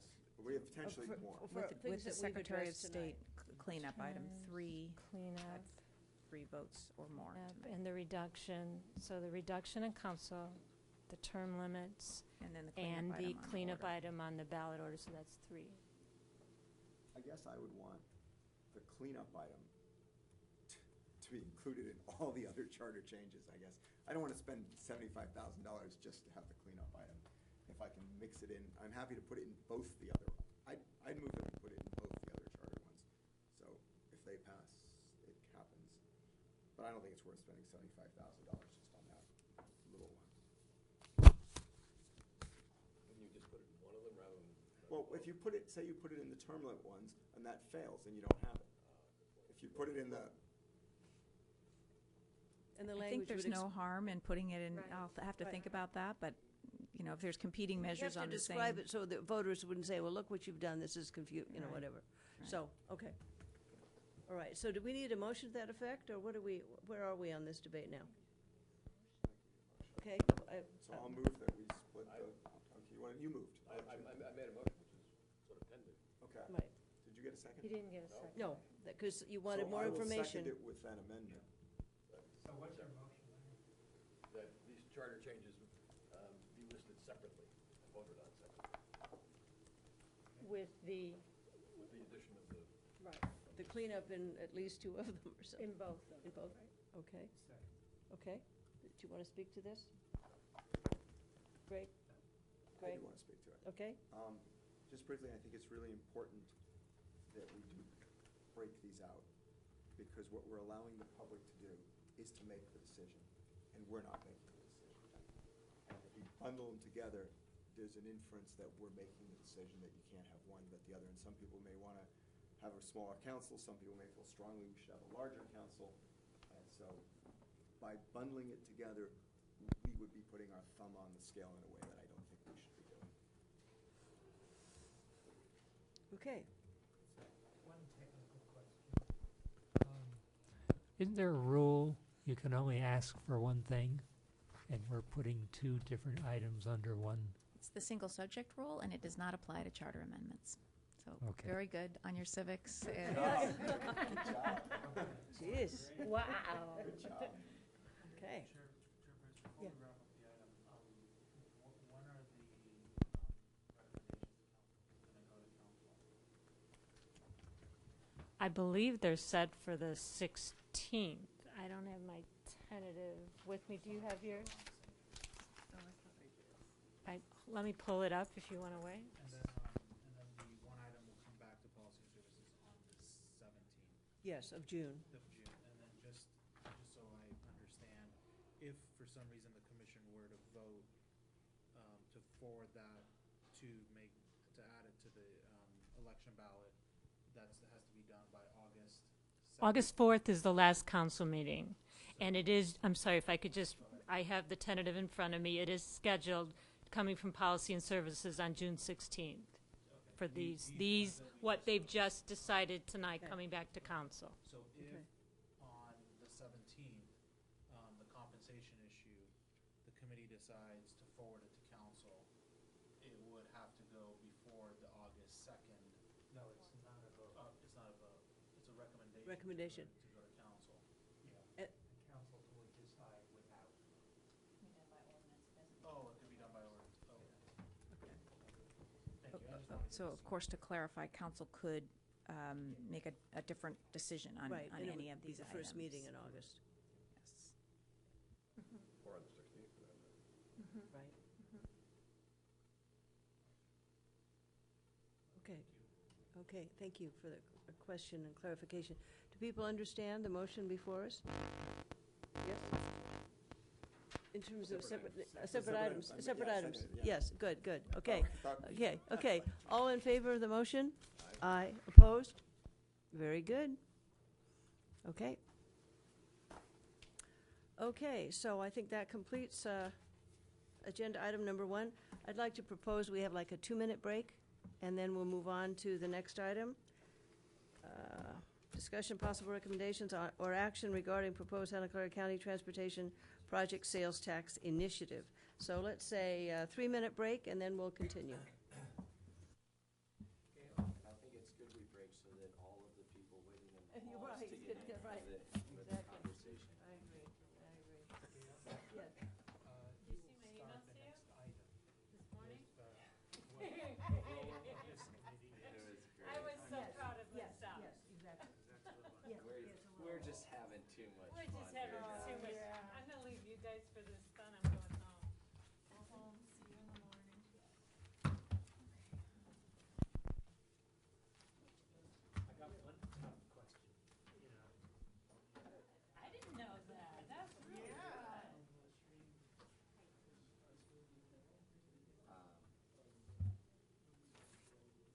Oh, I know. Well, on that,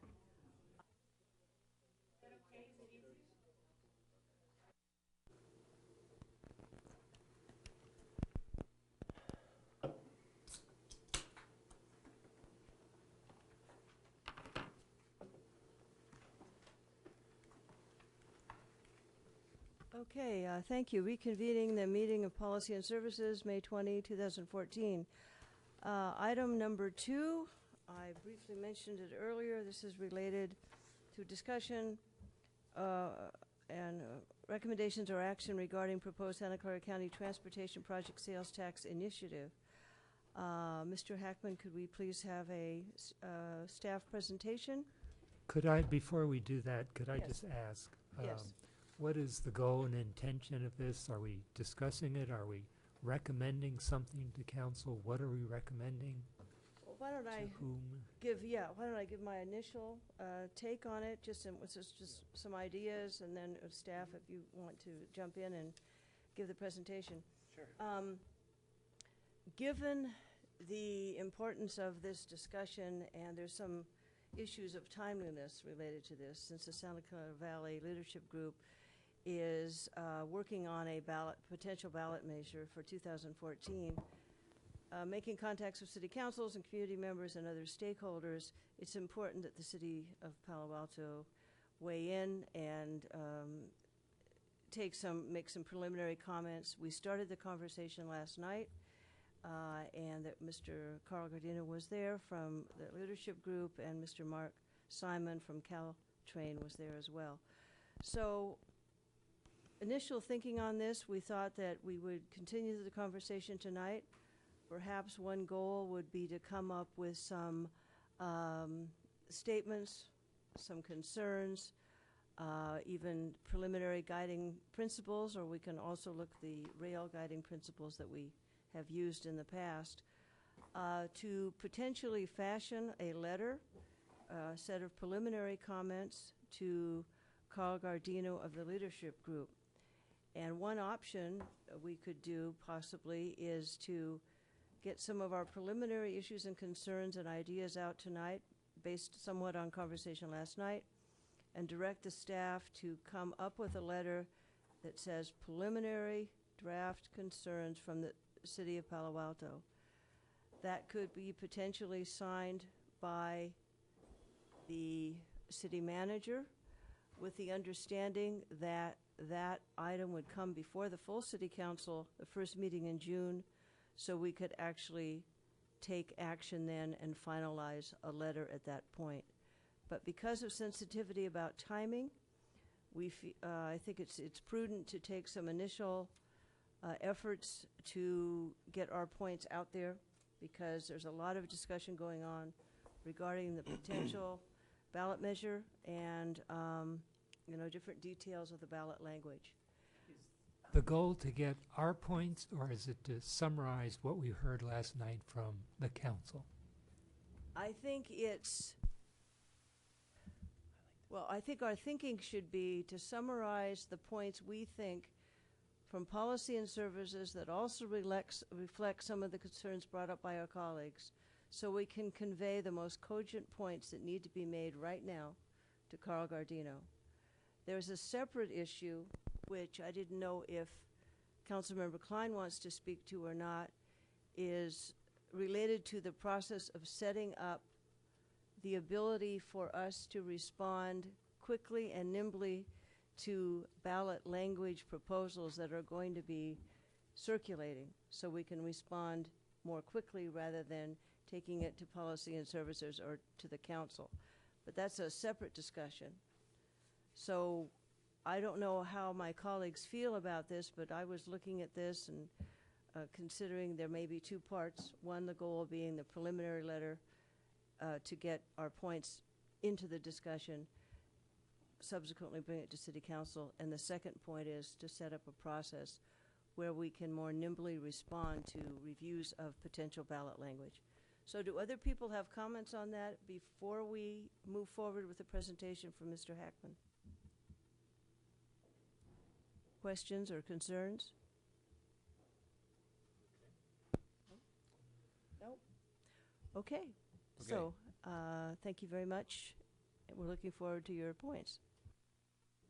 Well, I think you summarized much of what I was going to say. Just to quickly recap, make sure we're all on the same page. This measure was originally intended for 2016. Based on the polling, they've moved it up to 2014.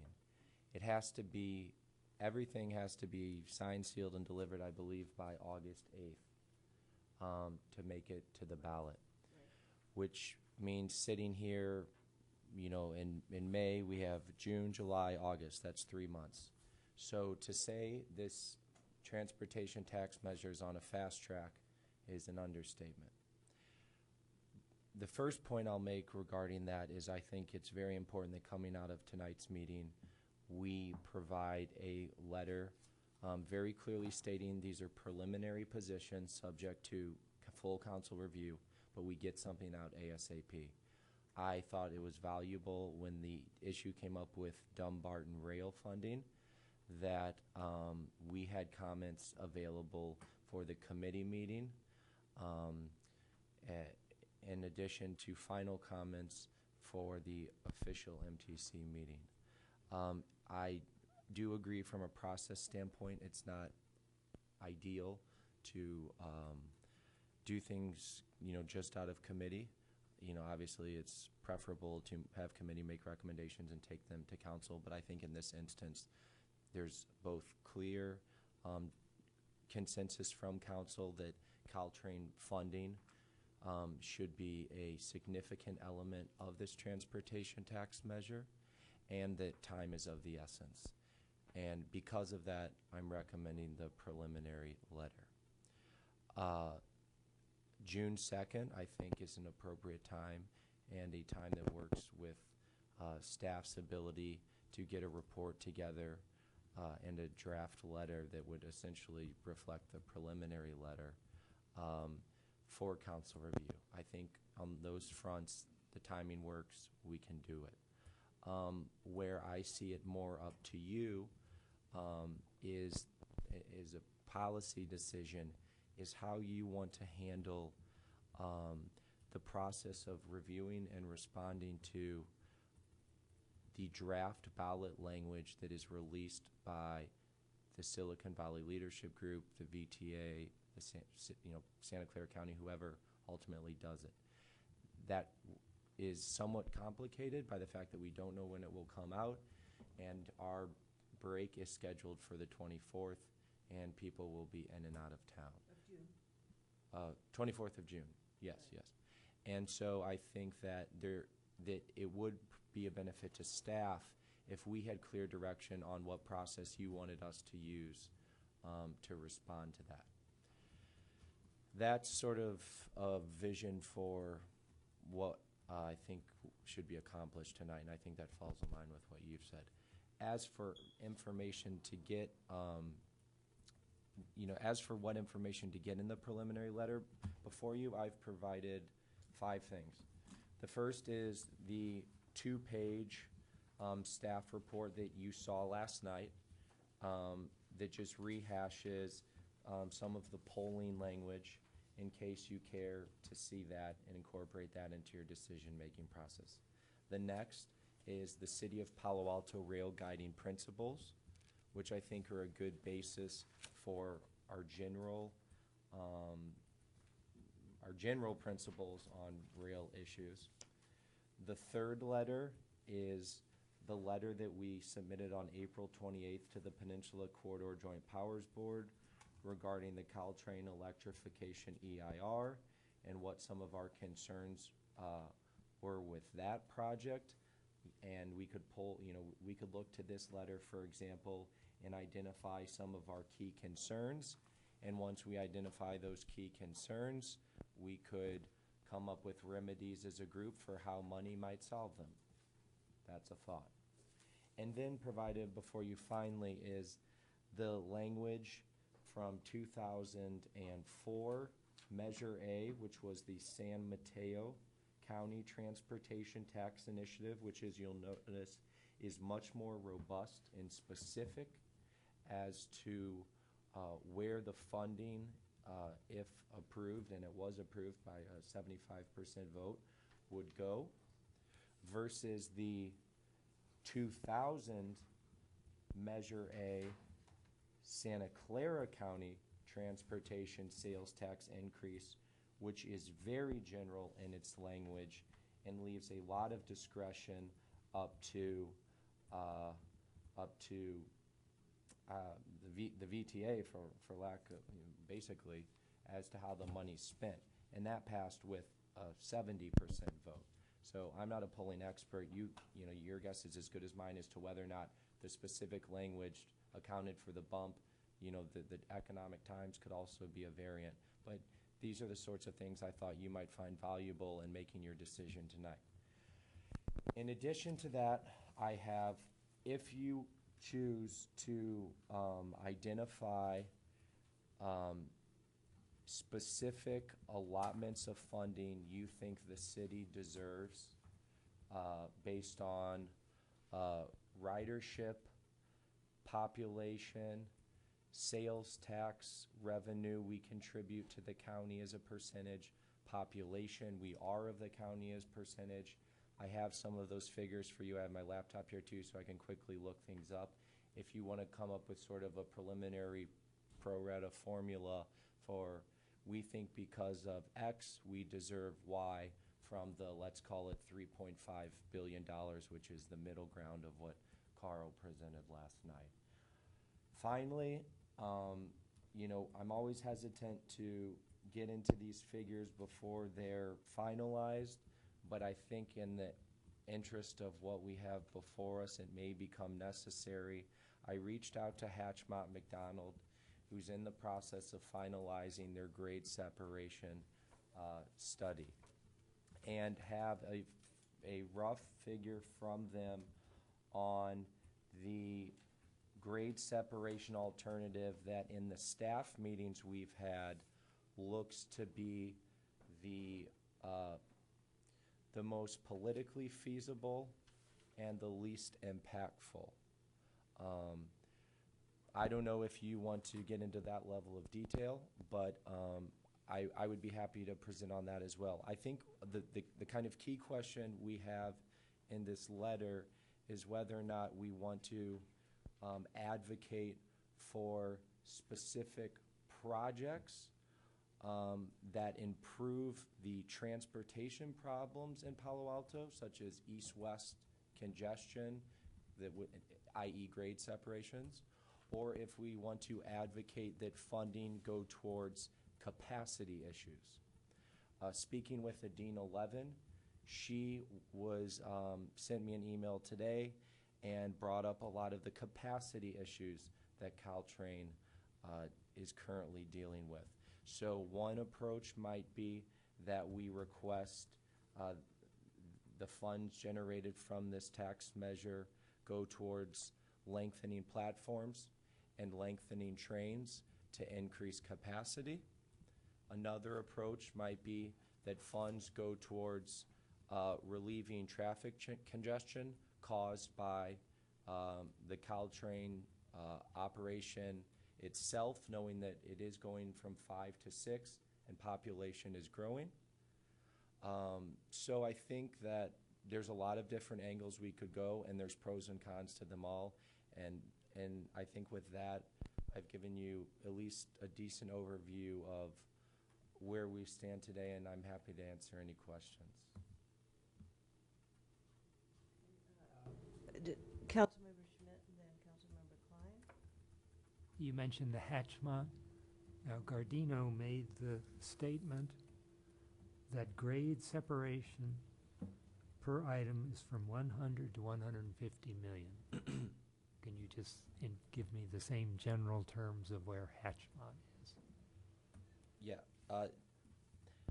I would estimate right now, and preliminary draft estimate, that to do a grade separation where you submerge the roadway under the railroad tracks at an intersection such as Churchill could be in the range of $150 million. For one intersection. For one. With the reason being that your construction cost is looking to be about $75 million. But the property takings, and I saw some of the original drawings in a staff meeting with Hatchmont McDonald about a month ago, they were concerning to me because there will be noticeable and significant property takings in addition to street closures, because you have to drop down 16 feet, and there's a lot of regulation around the angles at which you can do that. And as you're, for example, dropping Churchill to get under the railroad tracks, the streets that go into Churchill, the neighborhood streets, then can no longer get down. So it all kind of builds on each other, and you really start to change the character of the neighborhood, and it has a very concrete and industrial feel to it. It's a good example is the emotion that you feel when you cross Churchill on foot, and the emotion that you feel when you walk under the Embarcadero Pass to Town and Country. It feels different, and that's what happens when you submerge the roadway. The scenario that I think right now looks like it could really work and conform with the values of the community is submerging the tracks, the rail tracks, and doing an open trench between San Antonio and coming up just before Page Mill. The preliminary cost estimate on that is very rough, about $350 million. So if you think about it, you get, it's close. You get two for one. There's a tremendous safety increase, and the benefit there as well is that for pedestrians and bicyclists on those the Charleston and Arastradero corridors, which we're working to improve right now, it stays level. So you don't have to, bicyclists and pedestrians do not have to go down, they stay level, and the train goes down. The one complicating factor there, though, that Hatchmont McDonald has brought up is that they can't do that due to the creeks at a 1% grade, which is the ideal for freight. They can do it at maybe 1.75, but probably 2. Now, freight can do 2, and in certain places has, especially here, because from what I understand, we're not doing super heavy freight. But there is the issue that we would have to deal with of getting freight agreements on this, and of also, you could have some argument from Caltrain about dolphining, and going up and down is not ideal for the passenger experience. You don't want that roller coaster feeling. It's really intriguing, but I think we're getting off the topic. Okay. Yes, I was going to suggest that too. I think some of this more detailed discussion may be deferred a little bit. I want to hear, but thank you for what you've said thus far. I wanted to hear from colleagues because I wanted to make some recommendations about, have us really focus on what are the key elements that we want to convey. And we may have a section on grade separation, we may not, I'm not sure. Councilmember Klein, did you have comments? Yeah, I do. I'm all for a quick letter out to Mr. Gardino and his colleagues, but I see it as more general than perhaps you were suggesting, and I also see it limited by the usual rule of 3. I don't think that this is the place for us to go into 14 different topics. And actually, I thought that as I listened to all 9 of us last night, I thought that we really did coalesce around 3 by coincidence. Not that other things weren't mentioned, but my 3 takeaways were increased support for Caltrain, protections that the money would indeed stay on Caltrain in the North County, and 3 grade crossings.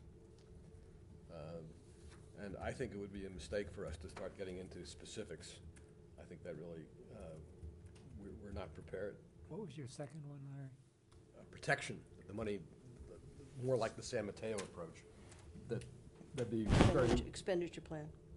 well, not just the plan, but the Right. Projects.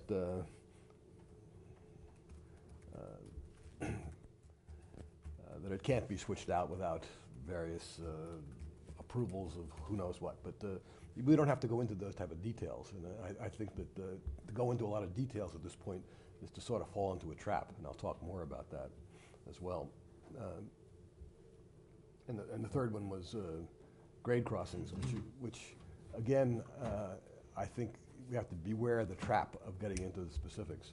I think that Carl's suggestion that we come up with a plan and that he would consider it is just a ploy, because we're not, he well knows we're not in any position to come up with a particular plan and grade and drawings and even a concept at this point. What San Mateo County did, as I understand it, is what we ought to do, and that is to set up a fund for grade crossings. And then you go through a process and you say, okay, we got $1 billion for grade crossings in Santa Clara County, and which are the 5 or 10 that are the most impactful. If we say we want a grade crossing at Churchill, for example, and it would cost whatever number you say, that gives them the opportunity to come back and say, oh, your study is too detailed or not detailed enough. You get bogged down in the details and it never happens. So that would be my initial letter. Would be those 3 expressed in generalized provisions where we say we're looking forward to hearing the details as you draw them up, Mr. Gardino, and because he is drawing them up. And Gail already referred to my concern that we'd be able to respond in a nimble fashion, particularly in July. That I think we need a process similar to what we had on high-speed rail. Where council gives us authority. Council gives us the council gives some smaller group of council members who are going to be here in July the ability to review devil's going to be in the details, and he controls the details. So it doesn't do us any good to start proposing a lot of details until we know where he's coming from, he and joint venture, I should say. So those are the 2 things that I care about most. One is that we get a letter out quickly, but stay general, stay short and to the point, and that we also set up a process where we can quickly review and comment on whatever it is that they're going to be coming up with in June and July. Did you have comments? If I may, I want to clarify. I agree that I don't think it's in our best interest to propose that specific grade separations in Palo Alto occur. I was hoping by providing you some context on what things cost, that it could help you recognize the the amount of money we might need on a county basis to get some of this stuff done. No, that makes sense. Did you have comments? And then I'm sure we do too. Okay, go ahead. Councilmember Schmidt. Following Larry's idea, 3 points. I agree. I'd have the same points, but I'd probably express them a little differently. Caltrain is critical for us, both north and south connections for the foreseeable future. They look at Caltrain as a subsidiary to BART. Oh, this is great, it's cheaper. Per mile, we can spend less and get added capacity on Caltrain while we build the BART. I think there's a fundamental misunderstanding that BART's expense is they're going down. They're building tunnel, 4 miles of tunnel in San Jose. Caltrain is not doing that, but there's a cost to Caltrain not tunneling, and that's the grade crossings. And the numbers, whether it's their numbers or our numbers, are high. And I think it has to be made clear that the grade crossing, the ability to move east-west, is as important to us as BART is to them. And that this share of funding given to Caltrain has to include the notion that grade crossings are a part of increased Caltrain capacity. You can't have increased capacity, longer platforms, longer trains, you pointed out, without having some way of getting traffic through. So I guess you say a general statement, but I think the general statement ought to have that principle in it. So Caltrain support, grade crossing, and to be explicit in their commitments. Councilmember Scharf.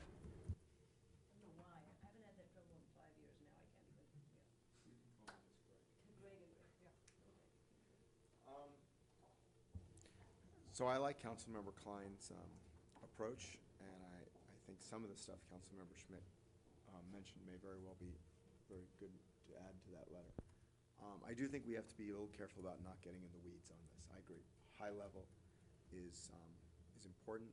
I do think that we should, when we talk about increased support for Caltrain, I'm thinking about what you're talking about, grade crossings. Right now they have under 500 million of this. Even if we protect the money for Caltrain, I'm pretty sure that BART's going to get the 1.7. I think we really need to stress that Caltrain has capacity issues, and that if you don't look forward in the future, the fact that we're hooking it up to BART is only going to exacerbate those capacity issues. And therefore, it's a regional and system-wide thing that we need to focus on this as one system, and that we need to improve Caltrain, otherwise the whole system won't work. And I think if we take more of a regional approach, I think that's better on this, because we need to talk in a regional way. I think that we might want to consider saying, why don't you, instead of going for a half cent, go for a half cent plus an eighth or another quarter? He's going for a half cent. He's going for a half cent. Right? Or excuse me, he's going for a quarter He's going cent. for a quarter cent. 30 Right. years. And he could go for a half cent. So the question is, if he went for another eighth cent and he gave that money to Caltrain, for instance, could we get up more closer to $1 billion? Well, you'd get approximately $1.75 billion Right. for the 30 years. So if we just did another eighth of a cent, right? Correct. So we between should a quarter and a half. suggest that he do a 1/8 of a A percent. 3/8, yes. A 3/8, right? With 1/8 dedicated. With 1/8 dedicated to Caltrain. That's what I really think we should do. And that gets us large Caltrain improvements that would actually make a difference. What I number think- would that give us? 1.75 billion. Correct. That's not 1/8. No. Well, I'm basing this on last night when he did his presentation, Whole 1/8. Right. last night when he did his presentation, Yeah. Yes, he said that it would be quarter for 30 years. yeah, a quarter would generate 3.5 billion over the 30 years, so you just divide it by 2, and Right. that's the math I'm using. Did you have other comments? No, I'm just in general, in the group, I'm just making the pitch that we go to them and say, let's increase that, because, $500 million or 470's not gonna do it for Caltrain. And that, why don't we push that? And that might get some traction, who knows? I agree in general with the comments. I think there's sort of this balance between being so general as to be easily dismissed and not having a couple of examples to clarify our points. So I do think in the letter we need to be talking about, like when you say increased support for Caltrain, that's fine. One option might be to say, these are some methods you might consider, including extending the sales tax from 30 to 35 years. But I don't know what that would yield. I really don't. But I do think we need to really emphasize the issue of operations, service, and capacity, and give a couple of examples. Just for example, longer platforms, level boarding, potentially increasing the length of the trains or accelerating the purchase of cars. Because frankly, those kinds of improvements could be achieved more quickly than the much more complex phase 2 of BART. I absolutely agree on the issue of the connectivity and the Caltrain and the BART. The success of BART in the peninsula will be largely dependent on the effective linkage, connection, ease of connection, frequency with Caltrain. And for them in any way to minimize that is unwise. And the voters in this part of the county know this. I think the issue of the grade separation, I've spoken to this many times over the years. I think many of us have. The key point with that is the fact that when you have the numbers, it's average of 100 to 150 million per. We have 4 grade separations in Palo Alto, potentially 2 in Mountain View, et cetera, et cetera. I think the fact is that if we only did grade separations, the complexity of that, it would be a very important improvement, but I think we need to make sure that we're looking at quicker capacity improvements and grade separation. I think the fact is, the concept that came up earlier about seeing this as so significant, but clearly the funds that are being discussed, which are roughly, give or take 500 million for, at this stage of the language for the ballot measure, is, grade separations are category killers within Caltrain, although they really are critical. So I think we do need to give a couple of specific examples, and I don't know if it's appropriate in this letter or not to point out that we do vote here in great numbers, and I do like your point that what percentage of the sales tax for Santa Clara County is generated by Palo Alto. I would also say we definitely need to make the point about Palo Alto, but if we were to combine that with Mountain View, in terms of ridership on the system, sales tax generated, that really does make the coalition between Mountain View and Palo Alto, if they're willing to be cited in the letter, even more powerful because of the boardings, et cetera, et cetera. Those 2 critical job centers for this part of the county. And all the growth that's taking place. Particularly in Mountain View, this is really even more important and more critical. So I think that, a little more language around context and importance of the critical importance of these systems to make both systems work better. Giving a couple of examples. I don't know if how colleagues feel if we want to make reference to ballot language conceptually that we think has merit, and that would be the San Mateo ballot measure, because they specify some projects, there is some flexibility, and they have an expenditure plan. Now, I don't know how my colleagues feel about that, but I think rather than simply stating some of the concerns, we need to give a couple of examples of things that look very worthwhile. So we're coming up with some suggestions rather than, these are our concerns. I think that goes a lot better. I would also recommend that this letter go to Carl Gardino, and there be a CC to Nuria Fernandez, the general manager of VTA, and possibly the head of the Board of Supervisors. It hasn't been finalized which body would take it forward. My personal guess, it'll be VTA, but I don't know that because the conversations remain general, and at this point, I don't think that's been determined. I can provide cost estimates from a very solid transportation planner if you need to pop in any numbers. These numbers do compare to some early numbers I've seen.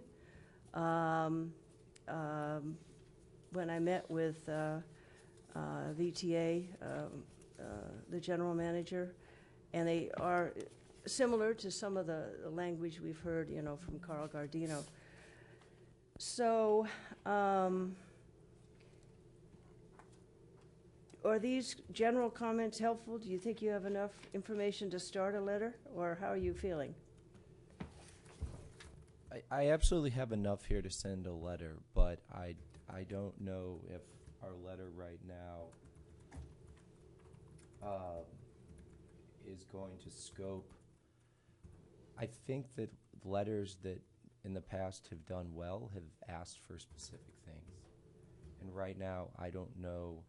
I think we're reiterating the importance of Caltrain connecting with BART and creating the basically circular transportation network.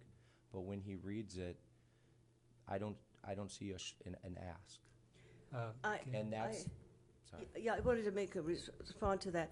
I agree with you, and I think the issue of increased support to Caltrain is not assertive enough. I think we need to give, some ranges or a very significant statement, because given the lack of funding for critical capital improvements to Caltrain over the last couple decades, the costs are very, very significant, and it will be only modest or minimal change unless there's an investment in the system that makes sense and really means something to the user. So, excuse me for jumping in. Go ahead, Councilmember Scharf, and then Schmidt. Schmidt first, then Scharf. I don't know why. Did I hear the suggestion that we think Caltrain and BART should get the same amount of money? No. That was... That's close to my suggestion. Yeah. Now, that's on the table. What about that? I think that last night the number, he said 1/7, which accounts to $500 million. Right, that's the numbers they're kicking around. In my opinion, It's way low. that's pennies. Right, so we want to say something different. And I Right. think we're trying to say, Why isn't that an ask? Ask for, no, but I think if we give a specific figure Increase the versus, sales tax, get it 1.75 billion. Yeah. oh, yeah, okay. Yeah, give methodologies, and it's, you always Absolutely. ask solid, and then the negotiations. Okay, I didn't realize that had been incorporated into I thought that was a comment. No, I think we were asking, I think the three things we talked about are very specific asks, because Carl was not agreeing to any of them once you get past his nice language. He was not agreeing to more money because the traffic engineers don't claim it. That's something you gotta anticipate, that he's gonna come back and tell you that the traffic engineers or the experts don't see the need. We were also asking for guarantees that the money be spent here. And Carl's response was, oh, San Mateo County, they're a different culture. Yeah, well, And grade crossings, oh, well, give me some specifics. Well, our ask is, we need to have a pool of money set aside like San Mateo County has for grade crossings, and then we can determine. where, when, if, Yeah, okay. yeah. And I we think- have a concrete suggestion of increasing the ask, but ending up with a relatively equal share between Caltrain and Right, PAP. and if I might, so we're adding the additional, proposal of adding an additional eighth cent. And if I might, Excuse me, is there any interest in extending from 30 to 35 years?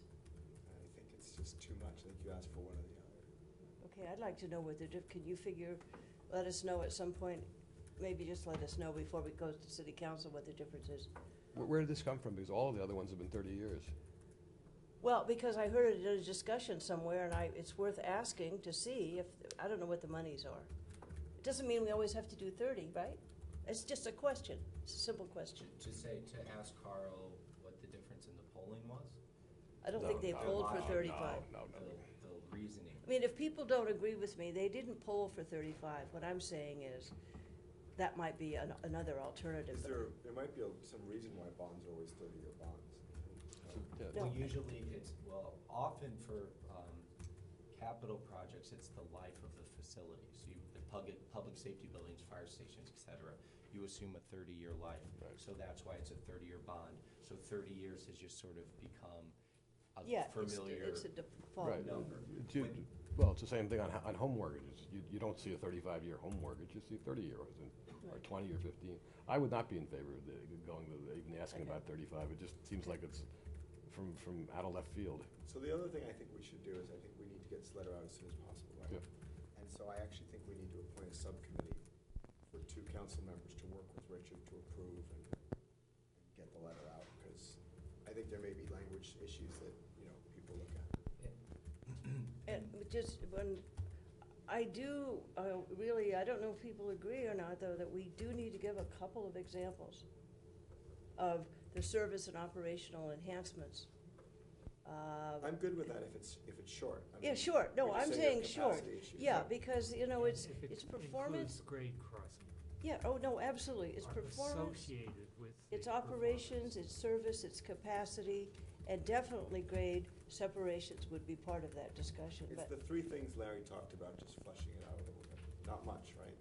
Yeah, I don't have any problem with things that say, a sentence that says something like, for example, or such as. Yeah, right, that's all I'm but saying. Without going into any detail whatsoever, because we're gonna get clobbered on the expertise issue. Right, you will. right, and, but we have to have, a little bit of meat on the bone is all I'm saying. That's And it. I agree with you there. Do we decide to reference, as an example, some of the ballot language in the San Mateo ballot, or do people think that's premature? I would think that's premature. I think you want to keep it fairly. But it is kind of an, The one, if I'm. Reference, just say the San Mateo ballot, or actually reference the actual language? no. Just say, an example of ballot language that is more of a balance, includes an expenditure plan, has specific projects, is the San Mateo. I'm fine with that. Yeah. If I may say one more thing, when we asked for the 1/8 additional sales cent to go to Caltrain, I see it as we could phrase it 2 different ways. We could say you've proposed with the 3.5 billion, giving 500,000 to Caltrain. Million. 500 million going to Caltrain, and we think that should be used for platform extensions and train lengthening. No, for various ways of expanding the Creating capacity. capacity, Such- and- Okay. expanding and capacity, such as- service, and operations, such as. Okay, so 500 million for capacity issues. And service. then an additional 1.75 billion based on the 1/8 cent sales tax for grade separations. Is that- See, we've got to be careful No, I that think we, for Caltrain improvements. I think- yeah, And we- lump grade steps in there with it, but. I would- yeah, For we- Caltrain improvements. And grade separation. Yes, Yep. you have to be explicit because he was avoiding. right, we don't want to be accused of doing precisely what, you know what I'm saying? We don't want to be accused of being so prescriptive here that we need to maintain some flexibility for the designers and engineers and all that to get this work done, but we also need the money to do it, because the grade separation issue right now is a category killer for the 500 million, and we've got to have more. And not every city's gonna want them. I mean, in Santa Clara County, we have potential for 8 grade separations. I mean, I don't think they're all gonna want them. So, if I may read this back, $500 million for capacity improvements. Capacity and service operations, yeah. And, okay, and a 1/8 cent additional tax for general Caltrain system improvements. No, and the grade crossings. Including grade separations. Right. So I don't think we need, I mean, I think we've got enough to go forward on this. If we have, I would suggest council members, Chair Price and Councilmember Klein, that you guys work with Richard. I don't know if that It's fine works with for me. you guys to Does that approve the work? language and get it done. Okay. Okay. Sorry, I'm just, No, I think it's good. I want It's to make very sure we're complicated. getting the language right. Yeah, if I could just make a comment. I'm not sure it's helpful to mention the 500, because that implies, oh yeah, we're happy with the 500. I think we want to say that we think there's some equitable distribution of funds between the two, Caltrain and BART, and to achieve that, a 1/8 increase in the funding is an appropriate way of doing that. I agree. Mhm. Yeah, I think Councilmember Schmidt's correct. Yeah. Okay, Yeah. so we propose a 1/8 cent additional for general Caltrain system improvements, including grade separations, creating a Improved equitability operations, towards. No, I just say increase Caltrain capacity. capacity, and, you know, And it's grade safety and operations is really, I guess my one concern there is, doesn't that leave the door open for them to say, okay, we'll give Caltrain 750 million or $1 billion, and we'll give BART, now we've got an extra $4 billion for No, BART. I think we should say the 1/8 sales tax is committed. It's solely, Is solely yeah, committed it's to not, Caltrain. Okay, it's yeah. not, Remember, look, Larry has 3 principles. Increase support for Caltrain, that's the 1/8. Protect the money, that means it's solely for it. And then we talk about grade crossings. I mean, those should be the 3 principles that guide the letter. so, yeah, okay. Just to be Yes. sure we're clear here, you want 1.7 plus the 500, 2.2 in total, I'm fine with the 1.75. which is then larger than the amount going to BART. I think I'm that's, just fine with the 1.7. We should just say the 1/8 is dedicated to Caltrain. That would be fine. They could take the 500 million and put it towards expressways and Okay, whatever. that's- It'd be fine. That's what I was Bike trying to clarify. pedestrian crossings. so that, what would then be the outcome of this, what you just said? The outcome would be dedicated to Caltrain would be X, Right. which would be 1/8. 1/8 total money. for $1.75 billion. Okay. third of the total money. Yeah. Yes, okay, okay. And I think in a way, I think that might be some real appeal to them, because then they would have an additional 500 million to use for their other projects. Right. Or another way to play with the numbers is what we're asking for is 1/3 of the total raised. Right, right. 1/3 of the total, and then it would be spread among the various projects within the category of Caltrain. Yeah, no, You can review when I. right. I'll write it tomorrow. Yeah, and I think there are some comments that could be made about, well, maybe we could wait on that, project delivery and project management and all that stuff, but, so, now, are we gonna explicitly make the comment, that we, expect to have him respond? What, we're just popping the letter out there? Are we gonna say what process we're using? We're continuing to bring this up for discussion with the city council? My recommendation would be, following your presentation, which we appreciated, reflecting the needs of the county, Right, the city of Palo Alto, recognizing that the environment is ripe for a tax measure, proposes not only moving forward with a 1/4 cent sales tax, but increasing it to a 3/8 cent sales tax with 1/3 of the increased revenue going towards Caltrain improvements. Okay, but at the end of it, are we asking for something of him other than? Caltrain improvements, including grade crossing. Yeah, he's got, yeah, I'm sure he's got Well, that. the grade separations really aren't. Or credit. Well, they're, from my mind, they're not Caltrain improvements. They're improvements to the general infrastructure that enables Caltrain. I mean, Caltrain Right. doesn't Right, own. but they can run Yeah, theoretically more trains per hour. Well- Right, but it has a local major improvement in terms okay. of safety, and I they, would- We'll get the grades. and they work with the locals on implementing those, yes, that's Yeah. correct.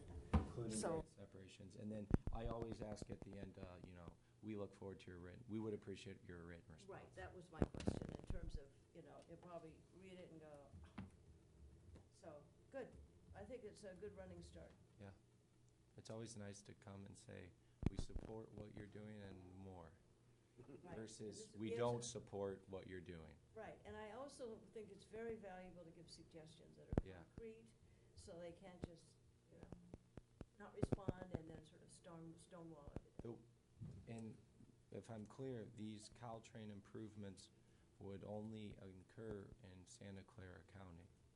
So we would be looking at some, I don't think that's true. well, I don't see how else, Well, I don't know what the $500 million is supposed to be spent on.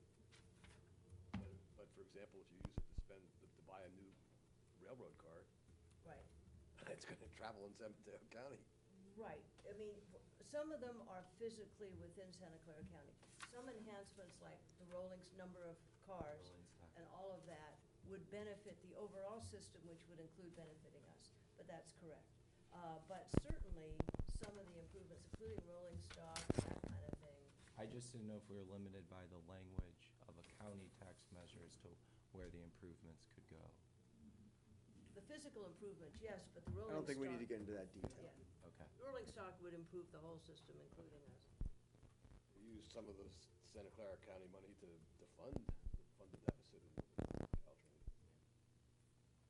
And I think one of the other issues that is, been brought up, and I guess we would talk about it at another point, is the issue of having, some of the kind of maintenance money as part of this, rather than just build, because that's an ongoing system issue. To keep it at a higher level of performance, that you have to have money to maintain it. But I personally think they're gonna have to do another one to really cover the magnitude of improvements that are needed, but let's focus on this one right now. Okay, do people have other comments? Well, we got to go to the council, request a sort of resurrected rail committee? Yes. Well, I think we Yeah. should just recommend that Policy and Services, well, I don't want to call it a rail committee, that'll cause all sorts of Policy problems. and That Policy and Services, run with this and have authority to send out letters. Yeah, we want a delegation of authority similar to what the rail committee. Right. Right. To win time, We should And do so that on the next council The agenda. goal is to get this out ASAP, to bring it back to the city council June 2nd, correct. and then seek their final approval for modification of the final letter that would be sent again, correct? No, that wasn't my understanding. No, we're going to send a final letter out now.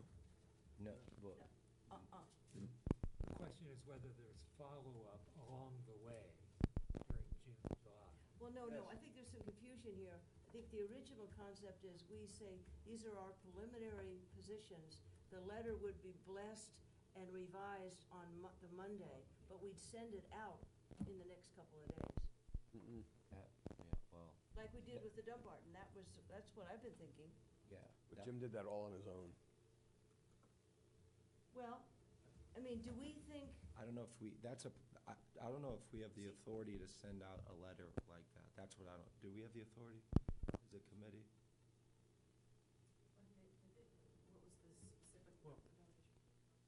They directed, The city manager has the authority to send a letter to anybody that's within our legislative guidelines that's approved by council. So the city manager can do, whether the committee wants to approve See, this. my concern is if we do other than the way we've sort of generally described it, that given the magnitude of this issue and the complexities and the implications, that we would be soundly criticized for going way beyond where we should go. Now, my colleagues may not agree. I think what we're thinking about is proposing kind of a two-step process, but we still get our cogent points to the leadership group right away, so they're not waiting until June 2nd. June 3rd, because we only, June 4th. Facts at June 2nd. But no, right. So I don't know, we have some different understanding of what we're doing here. Well, is it that different? I mean, I think the notion is we get this letter out, the city manager sends it out. I guess the only question is Gail wants to put in preliminary, which I don't necessarily think we should do, but it's general, and then we go to council, get delegation for more, or what's your thought, Larry? What do you think? I think the issue is we need to make it clear to Carl that this is our thinking now, preliminary or otherwise. Final action on this letter and further modifications will take place Why don't we June just 2nd. say The committee has looked at this. Yep, yep. And Okay. recommended the city manager is concurring. Okay, that's and then fine. we go to Don't use council on the preliminary. 2nd. Why don't we say that? Okay. I think a second letter from the council sounds silly. Okay. What is it?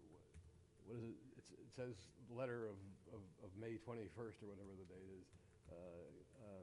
Actually, it's pretty good, but we have some following changes, or if it just says, we agree with what we previously sent you. So how would you suggest we do it, Larry? I think that this is why we have the city manager send letters. Okay. I'm fine with that, and I'm fine with it too. this isn't the final position of the city at all, because we're gonna be responding to whatever Carl Carl says. Yeah. I don't know. I think the approach we suggested earlier is more prudent, but it's whatever people think. It's the most important thing is to get the doggone letter out. There is one dramatic change. Everything we've been talking about today has been discussed last night, except for the increase of 1/8 cent. Right. That is an initiative. So- That was my concern, that that's a significant policy shift that has implications on the city's abilities to increase taxes in the future due to the 2% cap. Right. So It's into it. Yeah, so I mean, it is a pretty significant policy issue that maybe we send a letter from the city manager now, but I think at some point, my recommendation would be this goes back to council, full council. That seems appropriate. For this For the general element, review, but for the money piece. for the recommendation of increasing from a 1/4 cent to a 3/8. Then we ought to wait until, and just, I don't like the idea of sending two letters. Yeah, Okay, June so- 3rd. Then we just wait until June 3rd, that's all.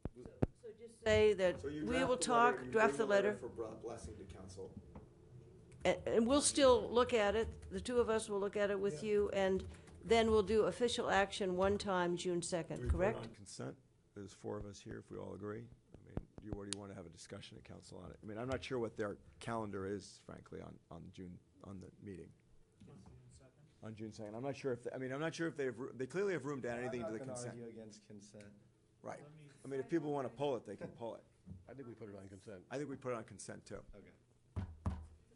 Do you want me to reach out to Carl and at a staff level, or have Jim do it and let him know that this is going? Yeah. Yes. So that he knows right away? Absolutely. I think that's a good Because good compromise. I think he felt a little touchy. He wasn't Yeah. notified earlier before. Because really that's the most important thing, is we plant the seed. I agree with you, 100%. Okay, so I'm just asking my colleagues, if we decide to put this on consent and all H breaks out, that you will defend the decision of the group, including the chair of policy and services. Yeah, we'll just say. Here, right here. Me? Yeah. Yeah, I actually considered proposing it, but felt like it was slightly overstepping my bounds, increasing to the 1/8, because my belief is that to make some real capacity improvements, we need real money. But I do want the support of everyone sitting here, so we don't, what happens. Okay, so, is that what we're doing? I think so. Okay, we'll do that, and then we'll be in touch about refining the letter. I'll draft and send it to you too, and you can send me back red lines. Okay, And makes we have sense? to have it in the packet by a week from week tomorrow, from- tomorrow anyway. Yeah. Yeah, so that actually So then gives, when it goes in the packet, I can get it to Carl. We can have Jim call tomorrow. Yeah. And then he'll get it in a week and And it gives you a little more wiggle room to do a little more refinement and thinking about it, and us too. Okay. I hope this moves along well, is all I'm saying. I think this is a great recommendation for some real improvements. Okay, so, are there any other comments about this important item? There was a second thing about responding to ballot language that might come up. Oh, in yes, June good and point. July. We didn't really make a motion. Do we want to, I'll entertain a motion to put this on consent? Also moved. Is there a second? Second? Okay, all in favor? I hope it works. Okay. Second item, which is the process that we will use to respond quickly to the iterations of the ballot language. Do we need to address it on the second, or do we need to talk about it right now? Oh, no, Give direction as to how we will advise the city council? We ought to direct Richard to draft a memo to the council saying the Policy and Services Committee suggests to the council that the council delegate authority of the Policy and Services Committee to move quickly in response to the same type of language that the Rail Committee had. Okay. And this, just include that in the, staff and this would report. be in the staff report for June 2nd. So there's a specific proposal of about what we would do the next steps. Basically, they'd be approving a letter and a process. Right. And do you want me to say anything in the instance that while on vacation, we can't get a quorum of this group together? That, I guess you can reference the vacation period, and we expect there'll be a fair amount of activity around this. do you think we can get 3 together at any point during July if I would needed? expect so. I'm not going anywhere in July, really. Why don't we have an agenda item at our last meeting on June 17th and address that issue of what to do over the interim? What if we needed some activity between June 2nd and June 17th? Yeah, that's the concern. We can appoint a subcommittee if there's not going to be any, if someone's going to be away, if we can't get Okay. a quorum. So right now, We need council authority, Greg, so it's, No, I know, but we can. I was referring to. Okay. so where are we, I'm going to be here all except the last 3 days of July. okay. So you're not sure what to put in the staff report for June? Well, I guess my thought is, say on June 5th, we get language released, and Carl says, by June 15th, I want your opinion on We it. need to address it on the So staff that's report. why I just assume we do it on the 2nd, Yeah. in case something agree. comes up before the 17th. Do people concur? I think it gives us, so we have flexibility? Okay. Okay. Just a point of clarification, since the draft letter is gonna go to council on the 2nd, I would assume it's either gonna be coming from the mayor or the full council, not the city manager. Yeah, Mayor. Right, right. Okay, so, are there any other comments about this item? I think, very good job. You responded quickly to our comments, requests for data. It's been like that. So what we have here is a list of our upcoming items. I've asked Cash to put more dates in terms of action. I think one of the issues before us right now is we do have a placeholder meeting scheduled for the 3rd of June. And the question is, do we need that at this point? Did you have a comment? I don't think we need that meeting since the commission was able to go through the charter items. Okay. Do colleagues feel any need? I think we're okay. So our next official meeting will be June 17th. And I think we'll have a pretty robust agenda, and a beautiful letter will be prepared in advance, so we see it on June 2nd. Yes. Okay. So what I will have is, Don't complicate things. Yeah. what I Right. will have is, I will be adding, just to make it simple for the commission, I'll be adding a line in between the June 3rd and the May 20th meeting, noting the Santa Clara County Transportation Sales Tax item. The status will be going to council on June 2nd. Right. With recommendations from council. And From us to, From policy, yeah. okay. To them, and then, okay. and then just if we can, would you like to go through this, or the schedule, or are you guys fine? I think, unless people have questions, I think we're good. Good. But you know what? I realized I made a mistake. I didn't ask Roland to speak. Did he ask to speak? Did he submit? Yes, he did. We got Well- caught up in a conversation. Tough. Yeah, I will call him. He's never been bashful before. For the sake of process, I can read you the email he sent me that might be relevant. Yes, is it the one we all received? They sent me Here's, the email about 10 minutes ago. okay, okay. Oh, yeah. Why I'm don't you going to do read it? it just for the sake. Completely forgot to go.